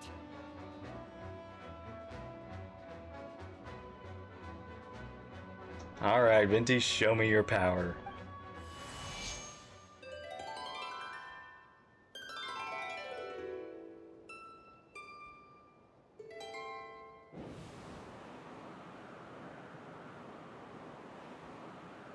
Wind currents? Paimon's never seen this many! There should now be wind currents across the whole city. Everyone, can you hear me? Loud and clear. All units, what's your status? All good. We have enough manpower to provide support. Requesting assistance at the side gate. Heading over now. Whoa! It's long-distance wind communication! How is that even possible? Let the wind lead. It's all thanks to Lord Barbados. With his blessing, we will succeed in defending our city. Actually, if you face away from the current and whisper like this, no one can hear you. No wonder you're crouching down there like you have something to hide. Shh, Paimon. You didn't have to broadcast that. Huh? That voice. Venti? Is that you? Oops. Oh, you know, just a wandering bard calling for help. Thank goodness the traveler, Paimon, and Albedo found me. Got me out of a tough spot. Shut up, Paimon. Alright. Now that you're okay, we should check on the status of the other areas. Thanks, friend. May the Animo Archon protect you. Think Barbados. Wait a second.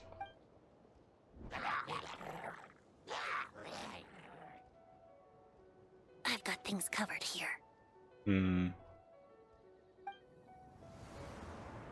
Ooh. Ooh.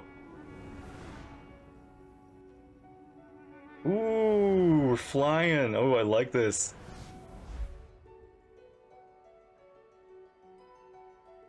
I don't like being in the middle of this, especially on a bridge. Oh, look who it is. Get back. Whew. That was a close one. I suppose thanks are in order, Master Diluc. I appreciate the help. No need. I didn't interfere to save you. It was just for my own convenience. You were in my way. Oh well. Let me get out of your hair then. I suppose we could work together, but but you would just melt my ice anyway. Do yourself. Alright, tell me, when did you notice something was off? The first trial. Ah, because of the fake Hertha. No, because of you. Me? What did I do? My defense was passionate. It wasn't passionate enough. No, you weren't nervous enough. Tell me then, Master Diluc. When do you think I actually get nervous? I suppose we'll see, won't we? Monsters incoming. Oh, he's got Wolf's gravestone now. Heh, on second thought, best not to think about it. Cute. Oh! Retribution! This moment will be frozen in time. Dodge this!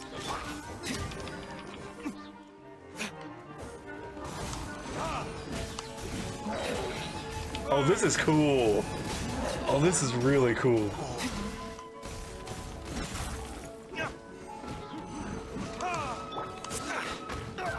Oh, so sorry. Cool it.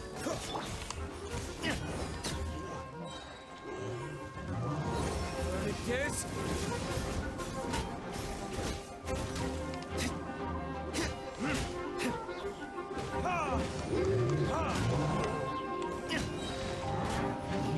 Man. An OG. This one will be frozen.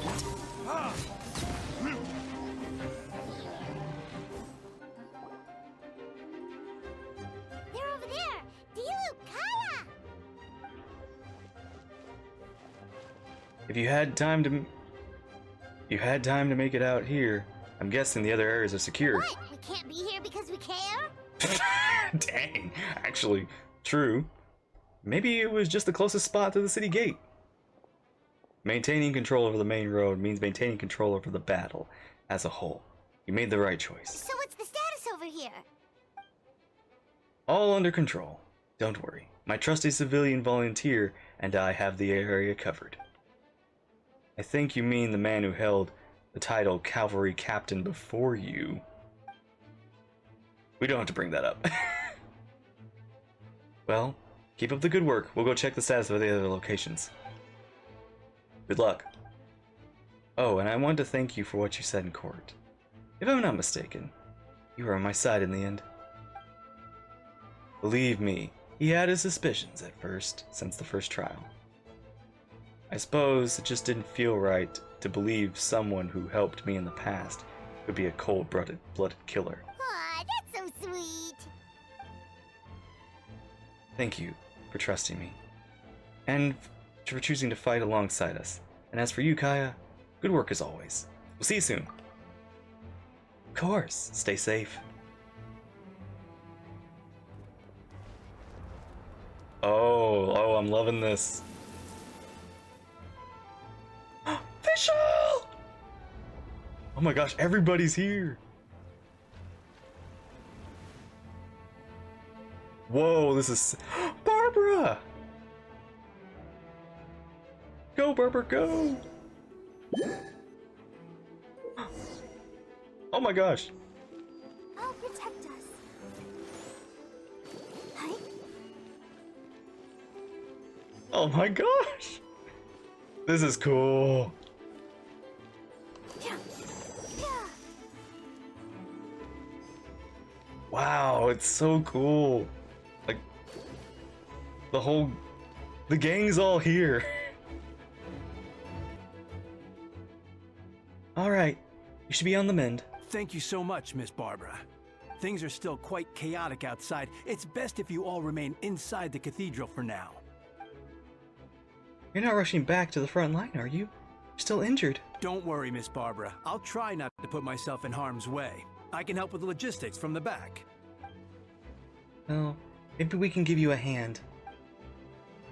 As you said, the situation is chaotic. Injured parties should not be left unattended. There are others who need to get back to the front lines, so I'll escort you all myself. Of course. Thank you, Miss Rosaria. Just doing my job. I'll leave the cathedral to you then, Barbara. You can count on me.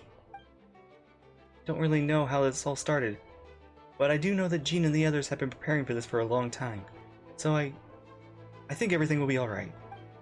No, it has to be. Did I catch you at a bad time, Barbara? Oh, no, not at all. Do you need something? I just wanted to tell you that over the next few days, there's a lot of things going to happen in Mondstadt. Attacking and fighting. So I need you to take care of yourself. What? How do you know? Beto warned us in advance. It has something to do with Dragonspine. And he's our authority in that region. So, we should take him at his word. Dragonspine, huh? So, the city's going to be in danger. Yes, but the Knights of Avonius will do whatever we can to protect the people. But then, who will protect you? Don't worry. I'll look out for myself, I promise. Please be okay out there. Sister Barbara, would you give me a hand? Grace! Of course, coming.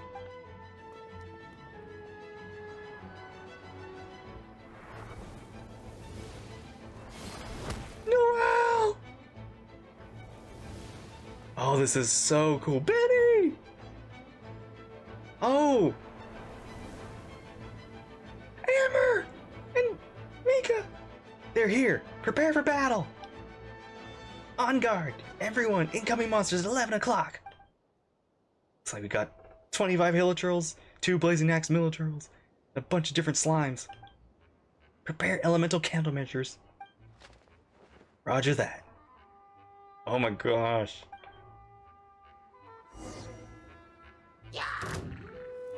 Amber! Oh my gosh! It's been a while. I just C6'd you too.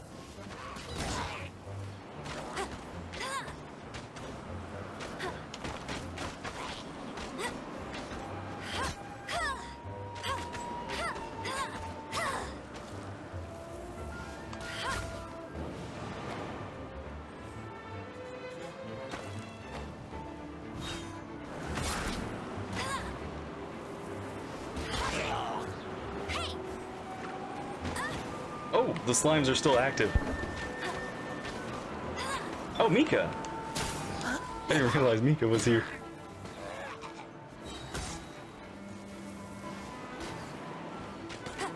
No escape.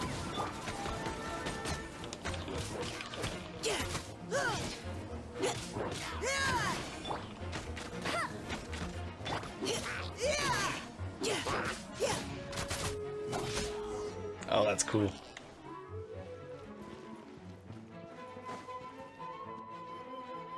All units are now in position. Hertha! Oh, jeez, your voice scared me just What? Still caught up in the imposter incident? I thought you knew about the plan. Well, after you up and disappeared one day, all Master Jean told me was that you'd be gone for a while on an important mission, and that it'd be better if people thought you were dead. Whoa. And then, what do you know? Someone who looks exactly like you appears out of nowhere 2 days later. If Master Jean hadn't told me about your mission, I would have fallen for it hook, line, and sinker. That's quite a scary thought. I get chills thinking about it. A monster replacing someone close to you, and you're none the wiser.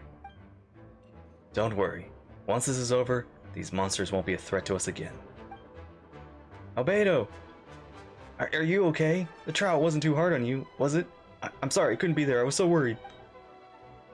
Same here. I thought it was all real at one point. I was in complete shock. So you didn't know, Amber. Then, it seems Eula did an excellent job at keeping the situation under wraps. And no need to worry, you two, I'm no worse for wear. Sounds like Eula. Alright. She's an impenetrable wall, that one. You're not getting a secret out of her. Yeah, for sure. She's someone you can really count on. Wait, so how did you decide Hertha should disappear again? After all this fighting, I can't seem to get it straight. It was Kaya's suggestion. He said the plan would work best if someone well-known and respectable without being too high profile. Naturally, Miss Hertha was the perfect choice. We needed her to leave a hole in our organization. So she came up with the idea that she would disappear. So that explains the rumor that someone had fallen during a mission. Of course, that didn't take long for that to get resolved. No, because the imposter fell right into our trap. It was all part of the plan. First, we spread the rumor that Hertha was missing in action after some kind of incident. News came from Kaya and Hertha's direct subordinates, which was important because we needed to be credible. The imposter saw the gap in our ranks, couldn't help but take the bait. It didn't take long for the fake Hertha to appear on the night's patrol route, claiming to have survived her mission. When did that happen? Over 6 months ago. Whoa, so this has been a long time in the making. Oh my gosh. That is a very long time in the making. Yes, and our enemy was more meticulous than we expected. Monsters have been searching for Hertha's body in order to protect the imposter's identity, which is more advanced way of thinking than Subject 2. So we had to wait long enough to convince the fake Hertha that she had our trust. Furthermore, we needed to give her time to gather evidence against me and convince herself she had enough to strike. But how did the Knight's internal information even reach Durin and his monsters? There's an informant among our ranks. Don't worry. Barbados has already tracked her down. She doesn't have his blessing. So she can't hear what we're talking about right now. Honestly, this whole situation almost gave Paimon a heart attack. All those awful accusations in the first trial, and you couldn't even defend yourself! It was to be expected. I couldn't just reveal the truth. It had to be at the right moment, or it would have given the imposter even more fuel against me. She would have demanded to know how I knew about Dragonspine and the monsters in the disguise, and if my true identity got out, the public's trust would be gone. Did you just say that out loud? It was a trap, you see. Argue back and expose my origins, or keep my mouth shut and be seen as a murderer. Credit where credit's due. It was well thought out. Yeah, thank goodness we were able to back her into a corner. Indeed. And I have you to thank for that, Lumine. You probably don't know it, but you've been a part of the plan since the beginning. Me? I didn't even know there was a plan. And for that, you have my sincere apologies. I kept you in the dark, but I had a reason. This might not sound intuitive, but I did make the plan even stronger. From the beginning, I knew I had to leave the letters in my office for a fair and independent reader to discover. Someone willing to seek the truth. Naturally, I thought of you. I knew you would return for Windbloom. I knew you would agree to attend the trial. And I knew your sense of responsibility and justice would, as the honorary knight, would compel you to start your own investigation. Fake Hertha, Subject 2, has met you on Dragonspine before. If she thought even you had to lose faith in me, her confidence might get the best of her. Perfect time for us to strike. Albedo's right. You were part of the plan from the start. I hope you don't take offense at our decision to keep you from that. And please, don't be too hard on Albedo. He was just doing his best to look out for Mondstadt. Enough people were involved in the plan, and we had no other choice. The Honorary Knight and Paimon will always be friends of Mondstadt. We will never forget that. Aww, that means a lot. In that case, thank you for thinking of me. It was an honor to take part. It is us who should be thanking you, Honorary Knight. Oh no! Oh my gosh! It really is a battle here.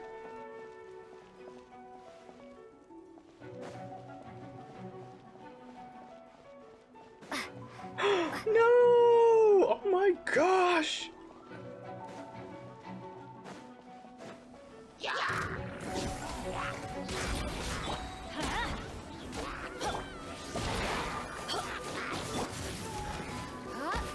Please tell me these optional ones were, I didn't miss any optional ones. Don't worry, we'll find somewhere for you to stay out of harm's way. These darn things are more annoying than the disgusting booze heads. Albedo, Lumine, if you run into anyone who needs a safe place to wait this out, feel free to send them to the Cat's Tail. I'll be here to watch over things, so the tavern is safe. Thank you, Diona. Be sure to do that. I step outside the courtroom and this is the first thing I see. I'm not sure how much more I can take. I'm not brave enough. I think you should give yourself more credit. You were brave enough to sit through the trial despite the nature of the allegations. That takes strength. Deacon Dahlia! I didn't see you there. Apologies. Rosaria asked me to come.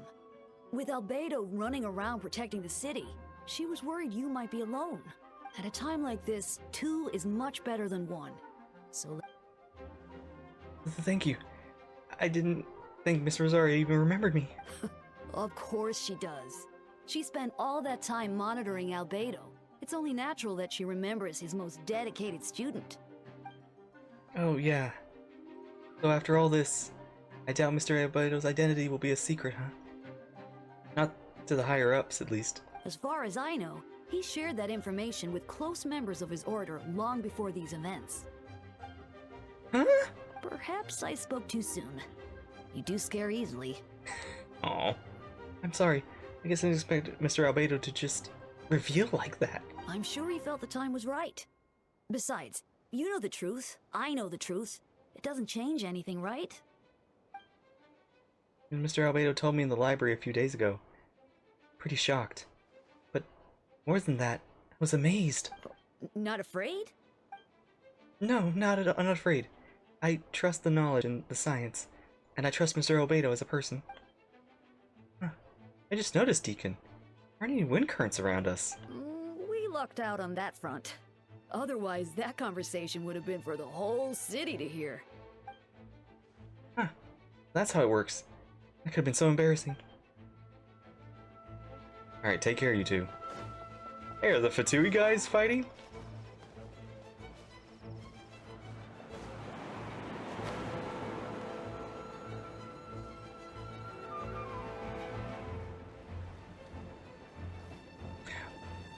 Well, Captain Albedo, honorary knight. Focus on the battle. Coming to be. Leave it all to You.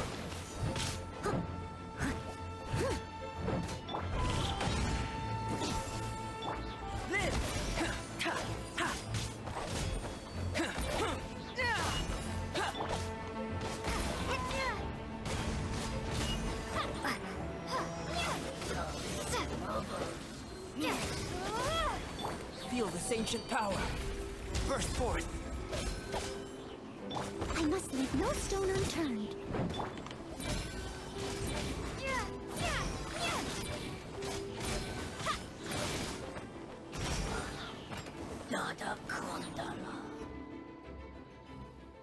Thanks for the help. That was a lot faster than expected. I'm sure I'll have places to be, so don't let me keep you. Rest assured, I will keep the people around here safe. Be careful out there. I know victory will be ours. Benny! And Vile. Gotta say, when I saw you on the side of the road, I thought you were hurt. Not about to whack me in the head. Oh gosh, I'm so sorry about that. I was trying to run away, but I just couldn't keep going, so I pretended to be unconscious. Thought I could at least land a surprise hit on a monster that way. That's just your luck, Bennett. I get it. That's a pretty common tactic. Oh, Traveler, Albedo, you're here. If you're looking for somewhere safe, head to the Cat's Tail. Diona is sheltering people there. Anyone who needs help is welcome. Got it. I'll take her there right away. Wonder if what that changes if I went to the Cat's Tail now.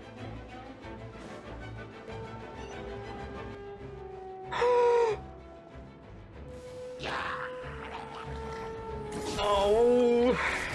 Lupercal, it's you.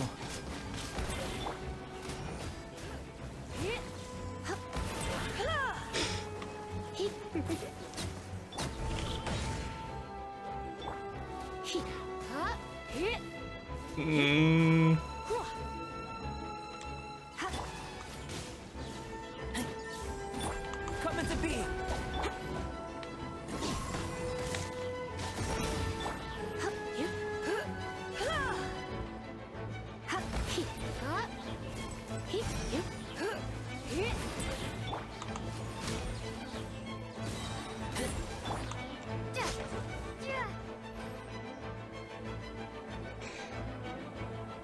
Hey! Whew.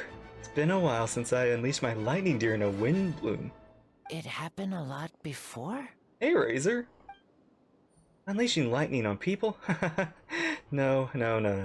Once in a while, maybe, but it sure feels good to let loose. My old professor even wrote to me a few days ago.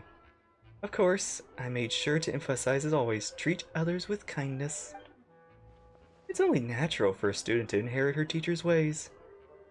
After all, mine was a gentle old man from Spontamod School. So you see, this time, I only used gentle methods of electrocution. So gentle, even Jean would have no reason to intervene. Huh. Gentle electrocution. Let Oh, Lisa. You seem in good spirits, Miss Lisa. Ah, well, it's good to move out about every once in a while. Yeah, you probably... It's finally like some... Like, no longer sitting at the library.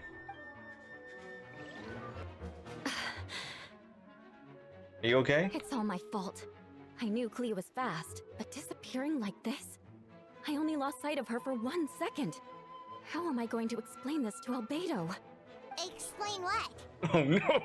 You let her get away.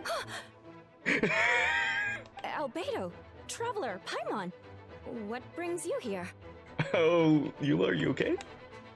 We're providing mobile support across the region. Was there something you need to explain? You can tell me anything. I hope you know that. Yeah, plus we kinda already heard what you said, so... Just tell us, there's nothing to be afraid of. Aw, it's actually funny seeing Eula a little like on the back foot. Clea, she disappeared right under my nose. I'm sorry. I'm doing all I can to find her. Aw. I see. Please don't beat yourself up. Clea is... Wait! Something's coming this way, and it doesn't look pretty! Alright, fighting first, conversation later. Oh, this looks cool.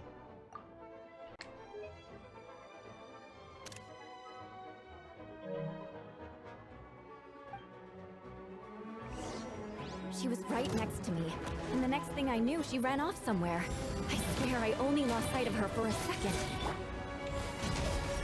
Clea is known for her speed. Don't worry, she's a knight in her own right.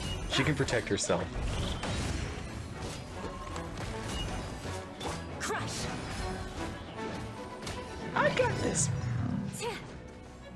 Beg for mercy. Those bombs. I see what you mean. She is not to be underestimated. He to the rescue! Shudder!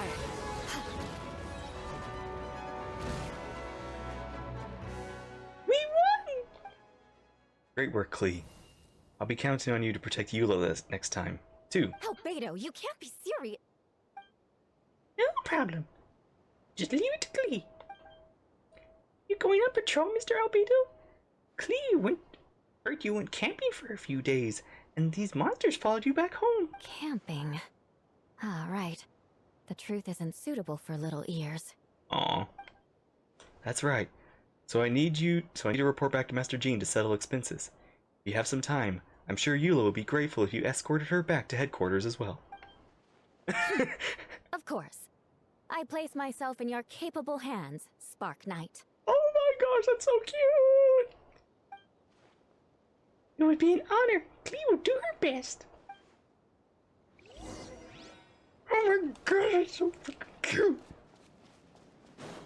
Especially seeing Eula and Clea. That should be it for now. Good work, everyone. How do we fare injury-wise? Good. Our preparations paid off. Injuries are few and far between. We have a full record here. Wonderful.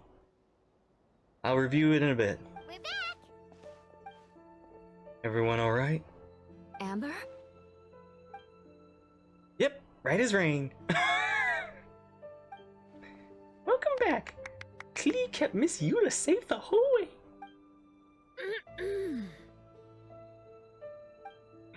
That's amazing, Clea. Eula was lucky to have you. Looks like we're still missing a few. Reporting back, Master Jean. Mission complete. Good to have you safe and sound. Oh my gosh, look at this.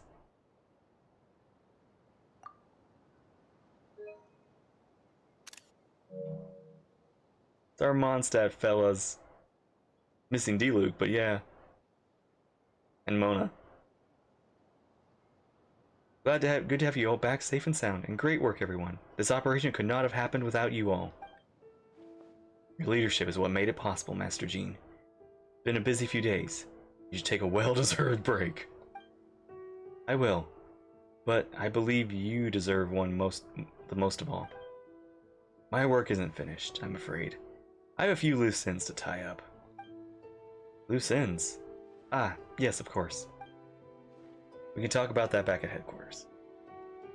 Lumine, Paimon, you should be there too. Alright, everyone who has finished their work should head back to their quarters, to the church to get some rest. Wanna come with us, Klee? Come drink some tea and eat some freshly baked moon pies. Yes, yes! Aww. Hi, everyone.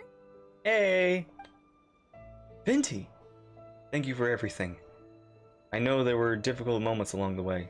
Oh, well, wait. Does that mean you saw me running for my life?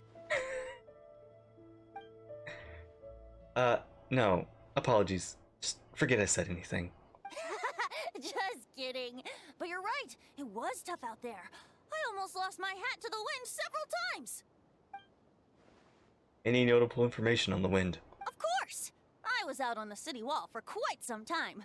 I heard all sorts of things. As for something notable, well, I picked up on anxious voices and a child's anger. Durin has been isolated for centuries, but absorbing Subject 2's emotions allowed him to understand certain truths of this world and its existence, including the fact that he's no longer Mother's only child, or her most perfect creation. It is obvious that he found that fact difficult to accept. The emotions he felt in response were quite genuine and, dare I say, human. If I eliminate the perfect creation, I will be the only child Mother needs. This mindset arose out of Durin's instinct to compete and survive, and came to dominate all those around him. Of course, the absorption of Subject 2's knowledge allowed him to take a more intellect approach, accusing me of murder. In the end, however, Durin still lacks a sufficient social intelligence. The fact that his army even got this far is a miracle. Oh, no wonder Venti sensed a child's anger through the wind. That same feeling. It's close. Oh? Phonia? Miss Phonia, here to make your report? Oh, nothing much to report, actually. Is that so? During the battle, we were talking about your transfer to the 7th Company. You were in charge of patrols and the post-battle reconnaissance. How did everything go? Good. No problems. I see. If you don't mind me asking, why did you come from that direction? And why are you alone? Did you think we were still meeting at the side gate? There was a change of plans. We sent dimensions over the wind at the last few minutes of the battle. There were a lot of changes during the operation, but I imagine you missed those as well. You were under Durin's influence, and you have been since your trip to Dragonspine over 6 months ago.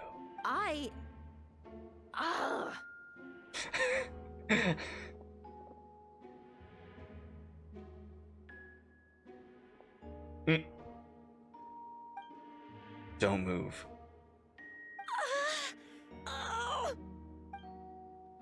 Let's continue this discussion back at headquarters. Don't be scared.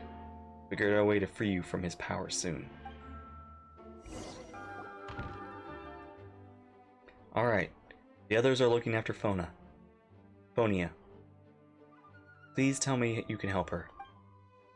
I can, as long as the rest of the operation goes well. Wait, the operation isn't over.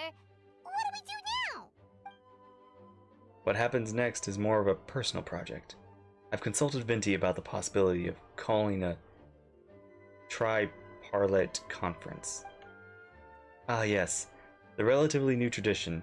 Grandmaster Varka came up with the idea a few years ago. I still remember when he approached me about asking the lovely ladies of the Hexen Circle for a small favor. The chumminess caught me off guard. If I hadn't known any different, I'd have thought he was talking about his older sisters or something. Older sisters? Is Varka really young or something? I wouldn't exactly call him young, but he's not old either. Using those two. He's the type to crack a joke at every opportunity. So whatever age that is. Sounds like Sino. Anyway, the conference is gathering the three parties: the Hexen Circle, the Animo Archon, and the joint forces of the Church and the Knights. Lord Barbados was able to facilitate a meeting between Varka and the mages. Oh! And that's Varka! That's Varka! And the mage. Varka is quite a way with words, so he was able to gain their favor and convince them to agree upon a very important request. Namely, that in Mondstadt's greatest time of need, the mages would return and lend their aid to our nation. Yes, and now I have a request of my own, so I need the conference converse once again. Venti, if you would. Of course! Traveler, pass me the Dodo communication device. Huh? You're gonna use that thing to call them? I mean, just watch and it's one of learn. their creations. It's Alice's, isn't it? Okay, I think this should do it. Dotoko. Dotoko. What's that ringing? Is it the wind or something? Hold on, that's not the right voice. That is not the right voice. Wait. Barbados? Is that Varka? Varka? Grandmaster? Oops, wrong contact. Sorry, Varka. Wrong number. You're probably busy right now. Well, considering I'm surrounded on both sides with a group on my tail looking to turn me into mincemeat, yeah, I'd say so. Oh, I love his voice already. Yes. Well, have fun with that. We can talk some other time. What a way to sneak Varka in. All right, pass along my regards. Oh, and I still owe you for those drinks, don't I? Just take it from my stash. I keep it in... Wow, you snug Varka in there. Hey! He was just about to tell us where to find his secret stash! Don't help me, he been knitted beneath the great tree of Windrise. That seems a bit much. Hello? Who is this? Greetings, Miss Alice. Alice? It's Venti. Venti? Nope, it doesn't ring a bell. You're really gonna tease me like this? Fine. It's Barbados. Apologies, just a bit of fun. What can I do for you, dear Barbados? You still remember the tripartite conference, right? Tripartite. I'm calling on behalf of a friend. He's asking for a meeting. Oh? And which brave soul is it this time? It's me, Aunt Alice. Albedo, captain of the Knights of Favonia's investigation team, requests a formal meeting with the Hexen Circle. And what is your wish, dear Albedo? I want to accomplish something unprecedented. How unprecedented. Something even your mother Rhine-daughter never accomplished? In terms of technique, no. But in terms of location and materials, yes. Okay, that makes no sense. You've piqued my interest. I'll be right there. By right, where? Here? In this office? Hello again, everyone. Oh, hi. Hello, Aunt Alice. I see you turn yourself into a giant Dodoko. Hi? Darling, isn't it? It even has its own hat. Wow, okay, this is how we're meeting. Wow, the attention to detail. It's because we don't have a model yet. You think when they actually have the model ready, well, they could still. Nah, this is just being silly. Pleasure to see you all again. It's been a while. Yeah, and... Oh, you've been teasing us for so long. On behalf of the Hexen Circle, I hereby grant Albedo's request. I'm guessing you still need to prepare? Take your time. Just come find me at the long table when you're ready. Aw, that's nice of you. I suppose it's just my nature, darling. Thank you, Aunt Alice. Before we set out, there's someone you need to meet. Head to my office. He's waiting for you there. You did so much for us this time, Lord Barbados. I don't even know how to thank you. Oh, I think we know how to thank Barbados. Don't thank me at all, please. It makes it seem like I'm useless the rest of the time.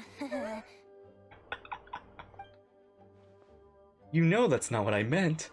An Archon has their own calculations. Who am I to question their wisdom?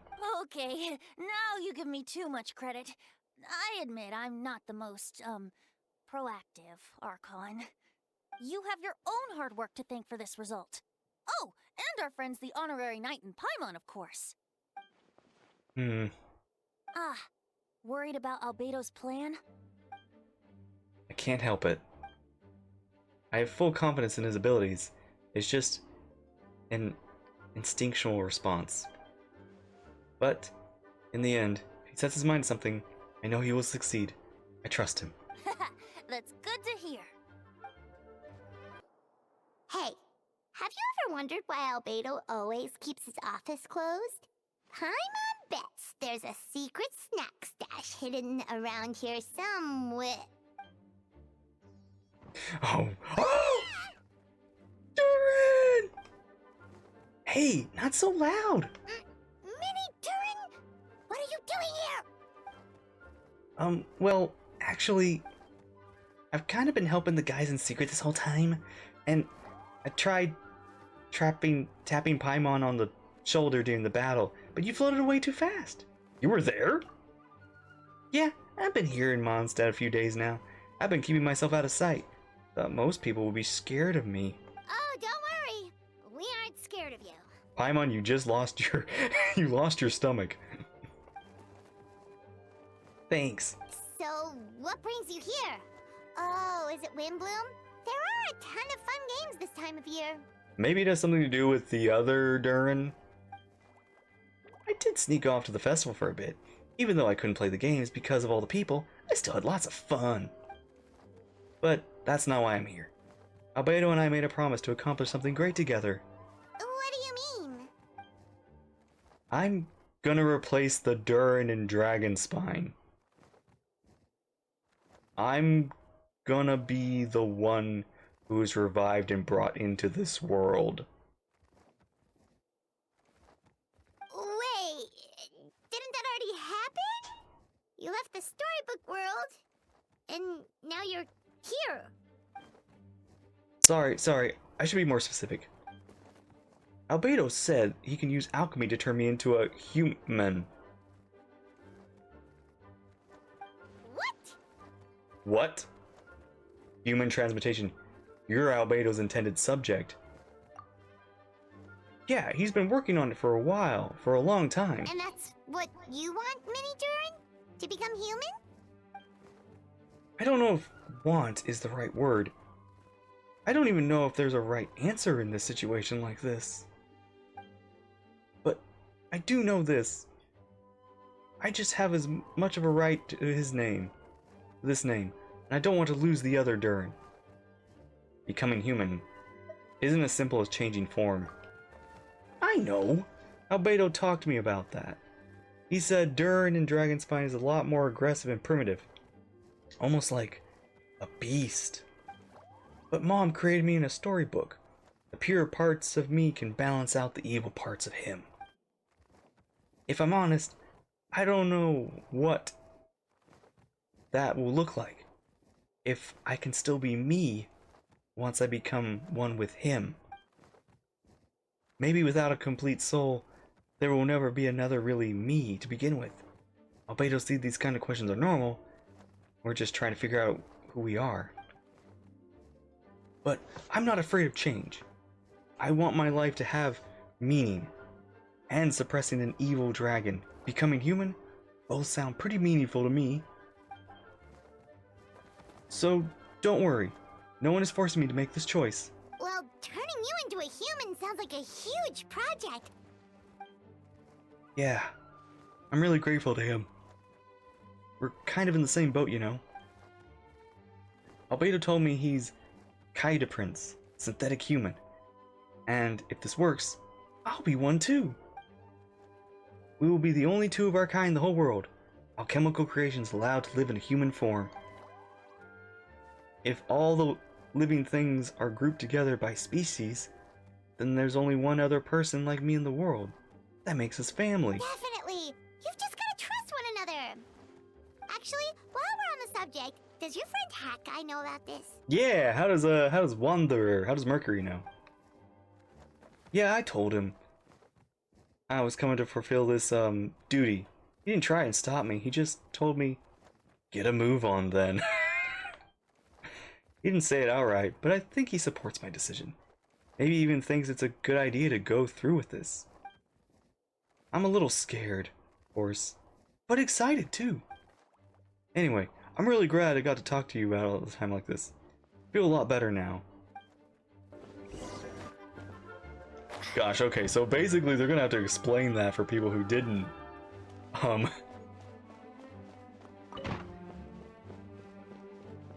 to the location. Oh, we're going to this room. Oh! This is gonna become part of the story!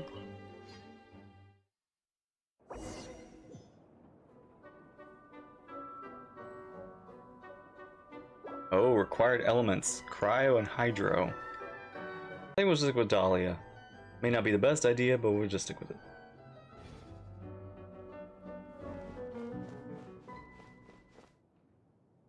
Chess?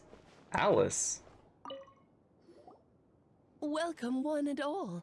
Please sit wherever you like. So, no unspoken rules to be aware of? I don't want to unwittingly park myself down on some important lady's chair. I highly doubt anyone's going to mind where you sit, Lord Barbados. But thank you for being so considerate. Jean didn't fancy tagging along? A lot happened in the city today. If she left, there really would be no one around to lead the Knights of Euphonius. All right, never mind. I was just hoping to treat her to some tea. So, tell me, Albedo, what is this outrageous and audacious plan of yours that I've been hearing murmurings about? I'll get right to the point. I intend to kill the evil Durin in Dragonspine. Oh?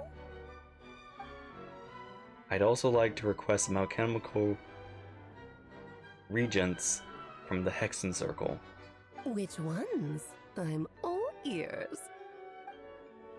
First would be the flesh of an immortal monster from the Mare Javari. Interesting. What else? The other is a portion of the embryo left by my mother, Rhindaughter. Ah, the raw material from which she created her monsters in the past. There's not much of it left. Dragon blood, monster flesh, and embryo. Sounds to me like a formula for creating life. Correct. Durin's heart has continued to beat ever since the day he died. That means it is just a matter of time before he eventually returns. Could be centuries away or millennia. The day will come. I spent years investigating in Dragonspine, so I'm well aware of the danger he poses. He has already posed a considerable threat to Mondstadt, at less than half of his original strength. There's no telling how dire the consequences could be if he ever gained his life force. Hence, if we want to be free of the dangers posed by his blood and limitless vitality, we must find a way to eliminate Durin entirely. Fortunately, Durin is a special entity. Even after death, he could reawaken at any moment. So the solution is to kill him and resurrect him in a different form. Upon resurrection, he will no longer be a creature he once was. In fact, he will no longer be the monster at all, because I intend to transform him into a human-like being. During the summer, Klee and I visited a fairy tale world called Similanka. Yeah, we were there. It was created by the mages from the Hexen Circle. I'm sure you know of it. Of course.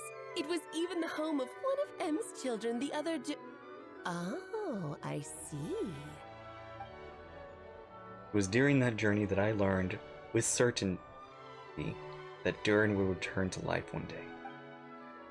That experience inspired me. I met a pure soul Im had created, and I knew if I wanted to change Durin's fate, he could be the key. To that end, I devised an alchemical model of for the transmutation. The soul will come from the fairy tale dragon of Simulanka, the blood from the original dragon's heart. And the monster remnants from the marriage of Ari, the embryo left by my mother left behind, form the flesh. Corrosive nature of the dragon's venom, the heightened vitality of the monster's remnants offset each other, keeping the constructed body perfect balance.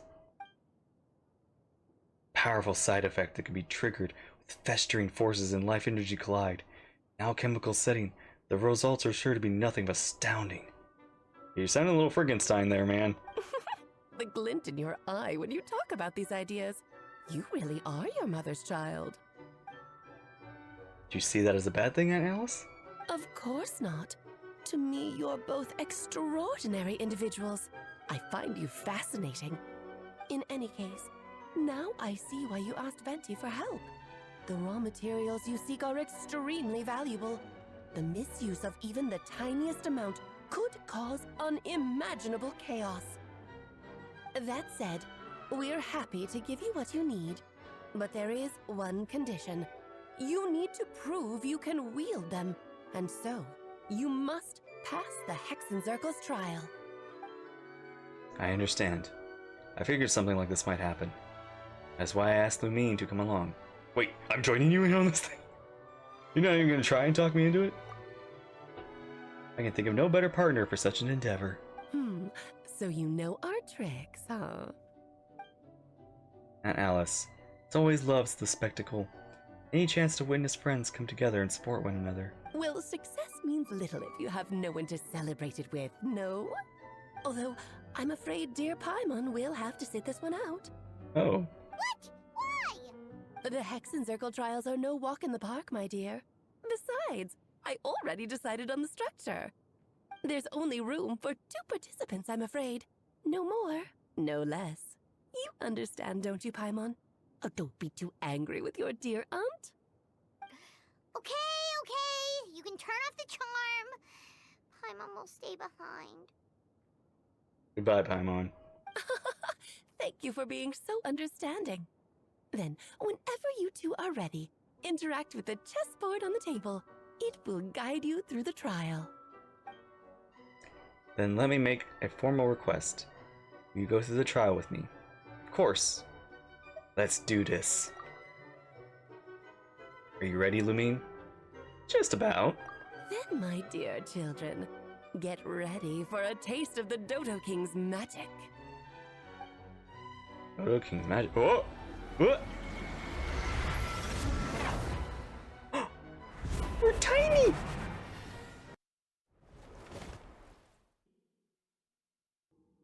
It's certainly in keeping with Hexenzirkel's modalities. Oh! We've been shrunken down to chess piece. Whoa, you're so tiny now. Take extra care of yourselves, okay? We're smaller than Paimon. What is it? Nothing. It's just Paimon's voice is even louder than usual now that I'm this size. She's always so energetic and lively. Nothing can dampen her spirits. Don't worry. You'll be back with her again in no time. You sound pretty confident, Albedo. Aunt Alice, I didn't realize you'd be personally conducting the trial. Well, since your mother has to recuse herself, who better than I to put your abilities to the test? I have prepared quite a riveting new performance just for you two. See? Defeat them in battle. Prove to me that you have what it takes to achieve your goal. Swashbuckle your way to victory like gallant fairy tale heroes. Okay.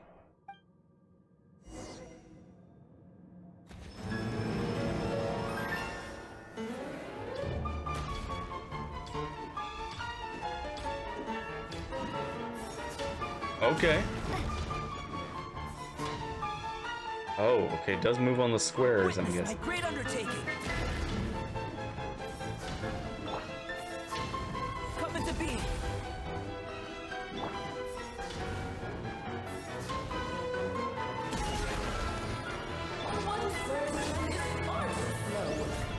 Witness my great undertaking.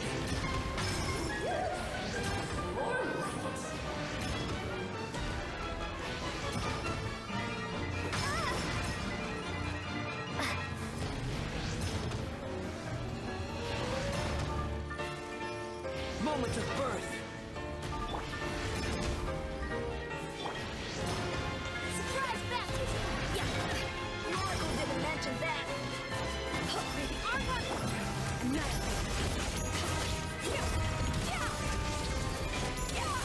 Feel the ancient power.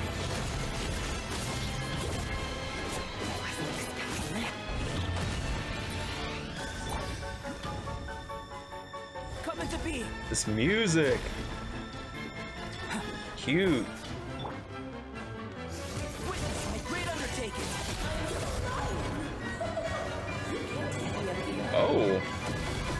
Oh, Bishop. Burst forth. Oh, the first was a rook. Feel Now it's the ancient Bishop. power.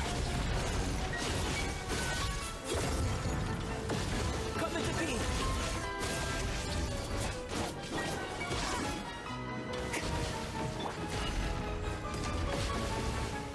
Clever. Moment of birth.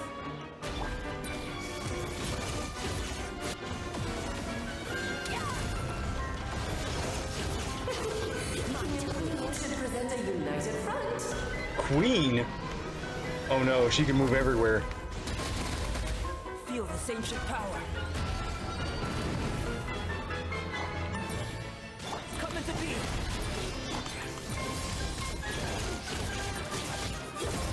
Burst forth. Ooh, nice. Moment of birth.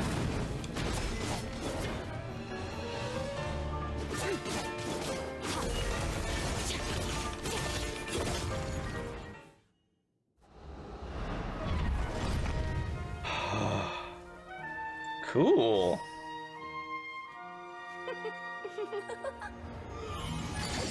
Oh, it had to be this form? A toy really doesn't suit me. That doesn't sound like Alice. Well done. But this isn't over. I will now preside over the second trial. Stare straight ahead, and you will see things as they appear. But change your perspective, and you will see them as they are. Oh!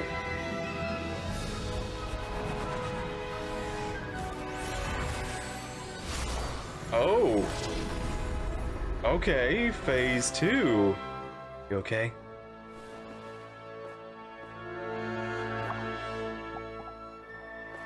Which one are you again?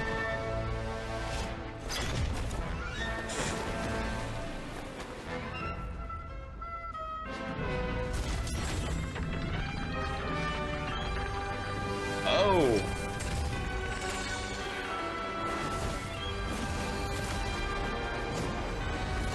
Oh! Ornstein and Smo. The trial awaits. This is the real fight. Only by turning the world on its head can we see its true colors. So, it begs the question, what do you see on the other side of this chessboard? Pawns earned true freedom the moment they gained legs with which to ride. So, in They the talk? spirit of Rhine-Daughter, Ooh! a little surprise for you. No need to thank me, of Barbalov is B! just a small gesture of kindness from me.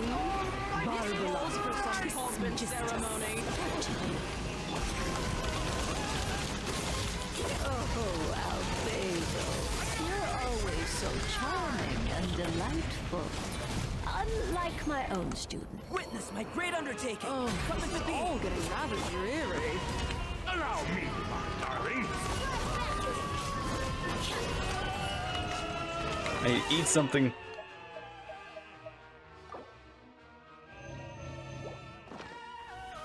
Ow! A little too toasty. Feel this ancient power.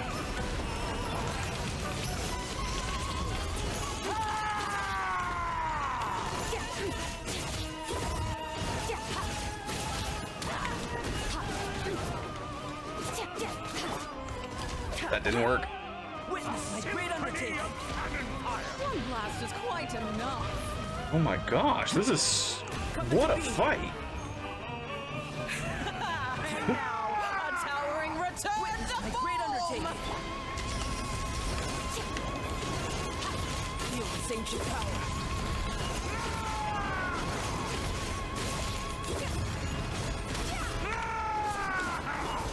The tidal chorus sings for you. Weak. Okay, I need somebody more than... interesting.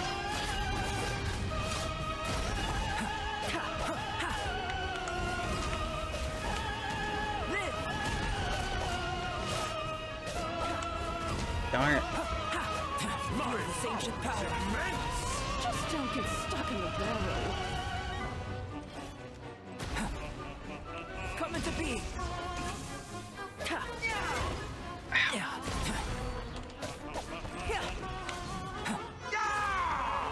Witness my great undertaking.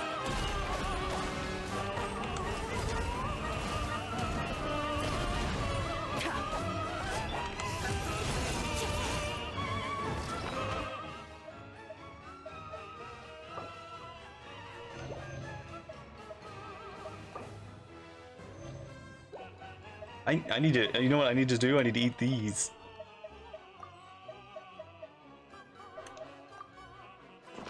It is time to slay our foes with what all... This calls moment of burden. Oh, got it. Where were we? The curtain call has arrived.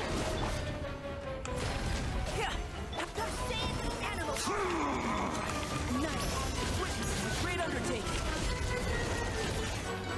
Whoa, gotcha.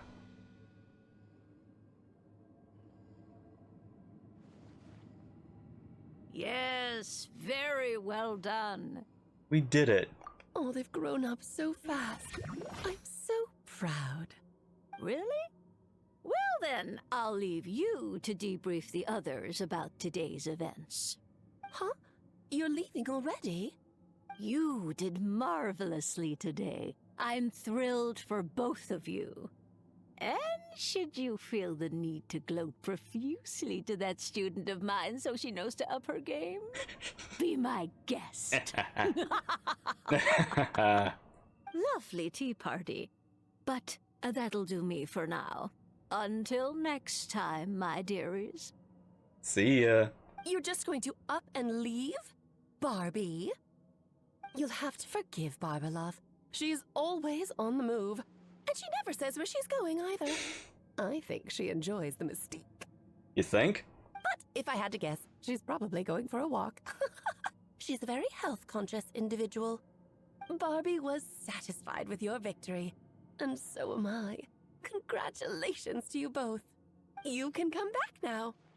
Oh, whoops. I need to turn you back to normal first, don't I? I love these witches. I can't wait to see them, like, in person. You're finally back! Great job! You made it all look so easy! That actually was a tough fight, but I wasn't entirely prepared either. Nice to have you back safe and sound. Now time to relax and switch off. You've earned it. Thank you. Felt pretty good to beat the trial. Once you rested up, let me know when you're free. We'll head to Dragonspine. To deal with the dragon of Dragonspine, right? Indeed. The sooner we deal with Durin, the better. Yep, this place is as freezing as ever. I'm are turning to ice! Want to climb on my hood? Aw, that'd be cute. You sure? Is it warm in there? Just take the edge off. Might improve your mood. Wow. Been a long time coming.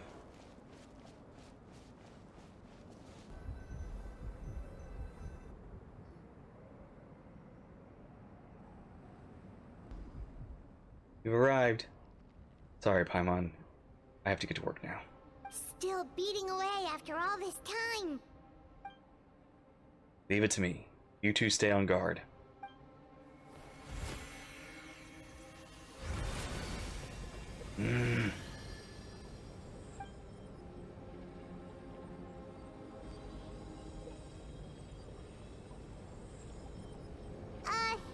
May Paimon ask a question?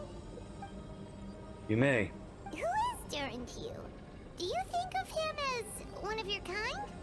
And is he a dragon, person, animal, or monster? From an alchemical perspective, we're both artificial creations. But biologically speaking, we have no relation whatsoever. So, to say we are kin would be categorically... You say that again? Would be incorrect. Sounds like you prefer humans to dragons, then. Not so much. It's not so much the matter of preference, rather. As things stand, I would say I belong to the class of human, albeit a unique category thereof. Then again, most forms of life in this world possess the same unique traits. I am perhaps the most unique among humans, in that I am the only one of my kind. But soon, there will be another just like me, assuming this alchemical project proves successful. I believe Mini Durin has already told you the intent to replace the Durin of Dragonspine, after my conversation with him. He has also expressed a strong interest in becoming human. Fascinating prospect, not to mention an extremely challenging one. But I understand why he came to that decision. You see this as an act of creation. Well, understood in the broadest sense. This project deals in both the past and the future. As it stands to profoundly impact many lives. That, primarily, is what makes it worthwhile. Helping Mini Durin become who he wants to be is a secondary consideration, though still a meaningful one. By contrast, my personal motivations are nothing so grand and meaningful. I'm just pursuing something I believe in. In my view, to cultivate life, which the world cannot generate ingloriously, is to cultivate the world itself. Whatever aids life in attaining a greater level of perfection improves the world by doing so. It's not a question of whether this ought to be done or not, merely whether I wish it to. The alchemical enterprise concerned with deciphering and comprehending all forms of knowledge, that is the path I walk. Of course, that is not to say that it is just science experiment to me. Anything that affects Mondstadt, I approach first and foremost as a member of the Knights of Avonius. Does that answer your question satisfactory? Well enough, thank you.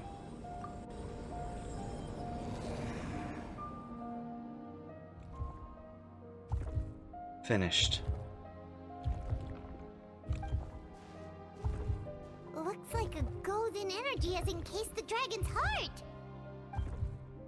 A whole heart would be too big. I don't need that much. Instead, I just removed the core. The rest will soon lose its vitality completely. It's time. This time Durin's body should finally die for good. Wait, but in that case, what's gonna happen to the fake Hertha?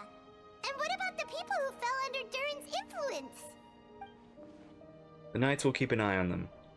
But as far as I'm concerned, eliminating Durin's influence on the citizenry and creating a new Durin through alchemy are one and the same thing.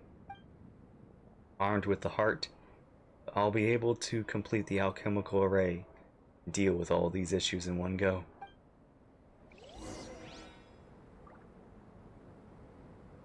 Wow. 4 years of that being there, and now it's done. Now we've taken care of it. Back to Mondstadt.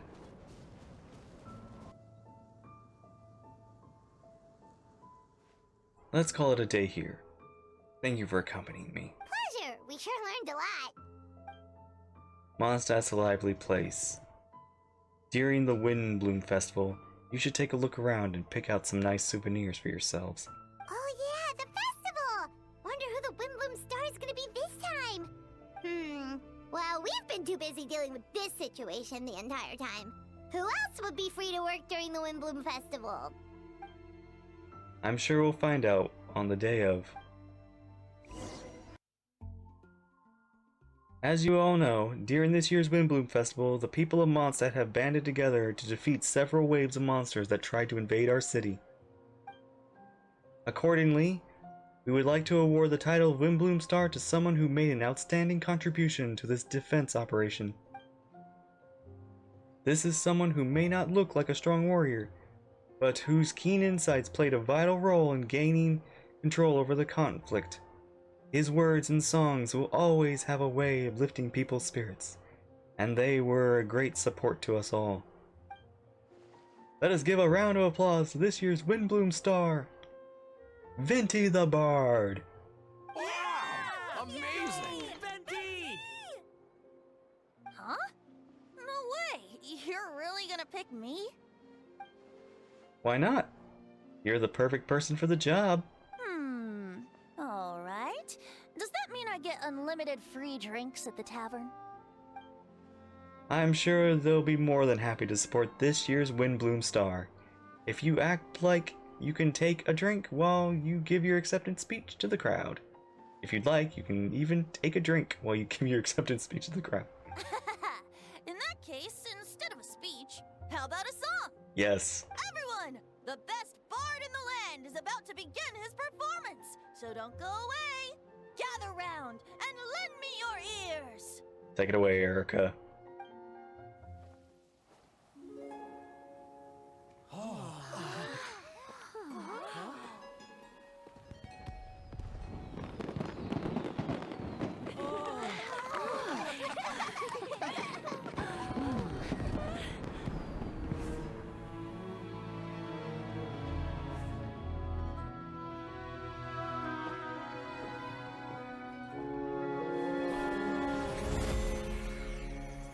Hereby exercise the prayer formation.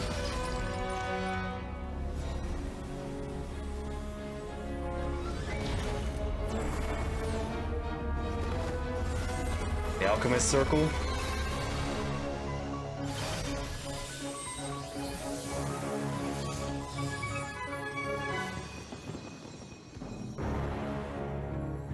It's earth, flowing water, raining fire, fortifying wind.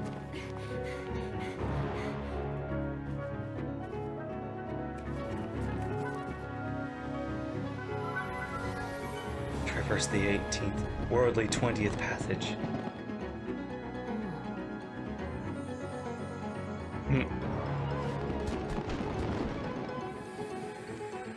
Soul, enter the mortal realm. Flame flesh and the sacred blood and bone. Sages, witness the grand endeavor.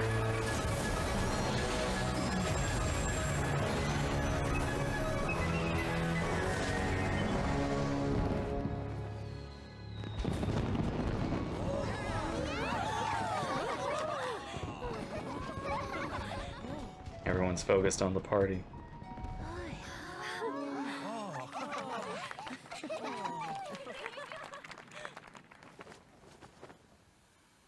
How was it? Not bad, right?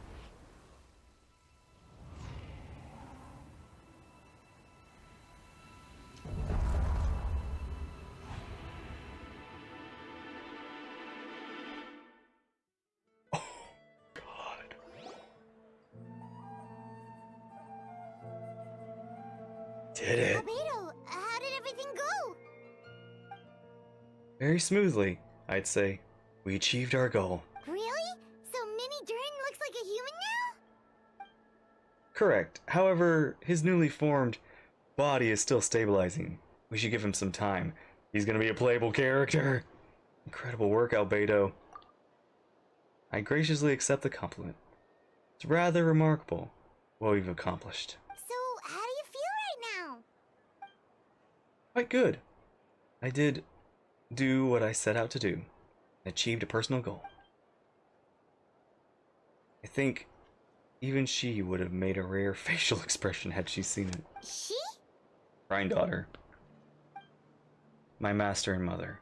Gold. Long time ago, she sent me to Mondstadt with the instruction to complete a task of monumental importance, to find the truth of this world. I had a theory about what she meant, and in time I was able to collaborate. Sure enough, finding the truth of this world basically stood for getting a life. That might be easy for most people, but for someone like me, it meant doing a lot of learning about a lot of things. I had to find out about myself and the world around me. Get to know other people. Life is the space that exists between me and the world. To become truly human, I had to inhabit that space. So, for an artificial human, finding life is, in some sense, equivalent to finding the truth of this world. So that's what she meant, huh? Well, no wonder those monsters wanted to infiltrate the city and replace you. They wanted your life for themselves! Being alive is just existing, but having a life is what makes you truly human. I think that's the message she wanted to get across. Still, I found this whole series of events has given me a new inspiration. Becoming human is only the beginning. What follows is the choices a human has to make in life, as well as the kind of family bonds they will form. Most people would probably see the events of the last few days as something out of the nightmare, but for me, part of my family life. I fear that the carefree existence my brother has enjoyed thus far will now come to an end. Just like me, he will have to step into the world and face the same constraints as everyone. You've got an unusual family, that's for sure. Well, I suppose I get it from my mother. She's highly unusual. There are all kinds of families in this world. Some base their life around family store, others around a farm. In my family, I suppose we tend to the flower beds. Now, I'm a gardener too. As long as you feel like you gained something from the experience. Master never showed her face. The Hexen Circle knows what I've done. That means she'll know and will give her approval. Since devouring Niberius, it would seem she has finally found a modicum of peace. And if so, then I am truly happy for her.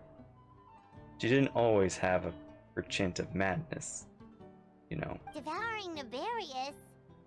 What's Niberius? It's the name of the ruler of life, a shade. What? Aunt Alice told me about it not long ago. Yeah, okay. That's something I knew from the trailer. Which actually was revealed like here. Oh wow. But it came as no surprise. I knew Master would do it sooner or later.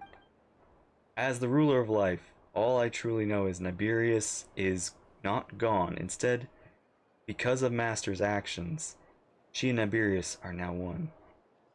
So you're telling me Rhine-daughter is part shade, a Hexen Circle witch, a sinner from Conria, the mother of you and Durin.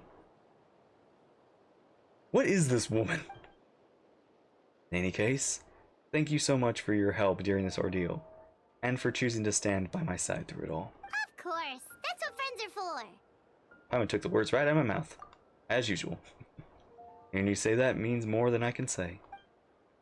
I'll make sure to pass along the statement. Report back to Master Jean. Oh, so you're heading back to headquarters? Well, good luck with the report. Thank you. I'll get going.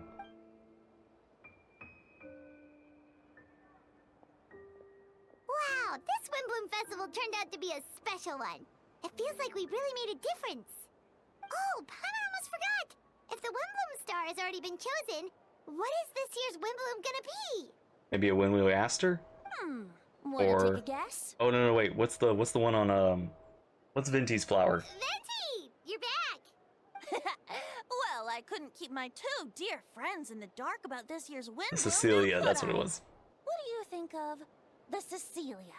Quite fitting. The true feelings of the prodigal son. A sentiment as sweet and warm as a gentle spring breeze. Perfect for the season. Traveler, give me your hand. In marriage? No. Hi? Huh? Why? The mages are very pleased that you and Albedo managed to pass their trial. Albedo received the materials he sought, so you deserve something in return as well. The Hexen Circle wants you to have this. It contains something entirely one of a kind, a secret of sorts. When the time is right, it will reveal itself to you. So no need to open it right away. What? Wow, a gift and a mystery all in one. The mages sure love their secrets. Well, that's gonna come to play someday. According to the sender, you are probably the only person who could make use of something like this. So I suppose it belongs with you. Alright, thanks. Ah, well, all I did was deliver it. Although, I did go to great lengths during this whole ordeal. I suppose a reward for my efforts wouldn't be out of the question. You've helped a lot, Venti. How about we treat you to a drink? How's like Venti, you're getting drinks from everybody. Really? But we'll treat you, of I'll course. hold you to that, you know. No going back on your word. Of course, Dad. Let's go to the tavern right now. Music to my ears. Oh, I'm so happy I could fly. Oh, it's like this festival was made for me or something. Alright, drink it in. Drink it up. When no love remains for the songs to tell, the world becomes naught but an empty shell.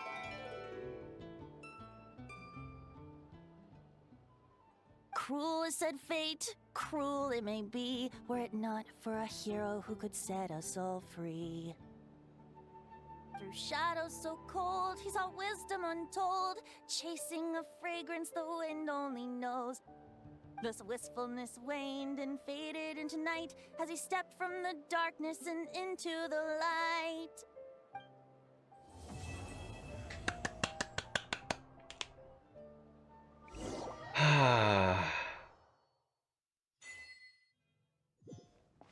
What a journey.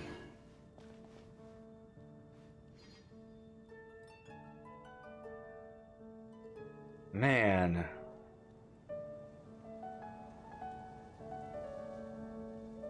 Look how far we've come. Look how far we have to go.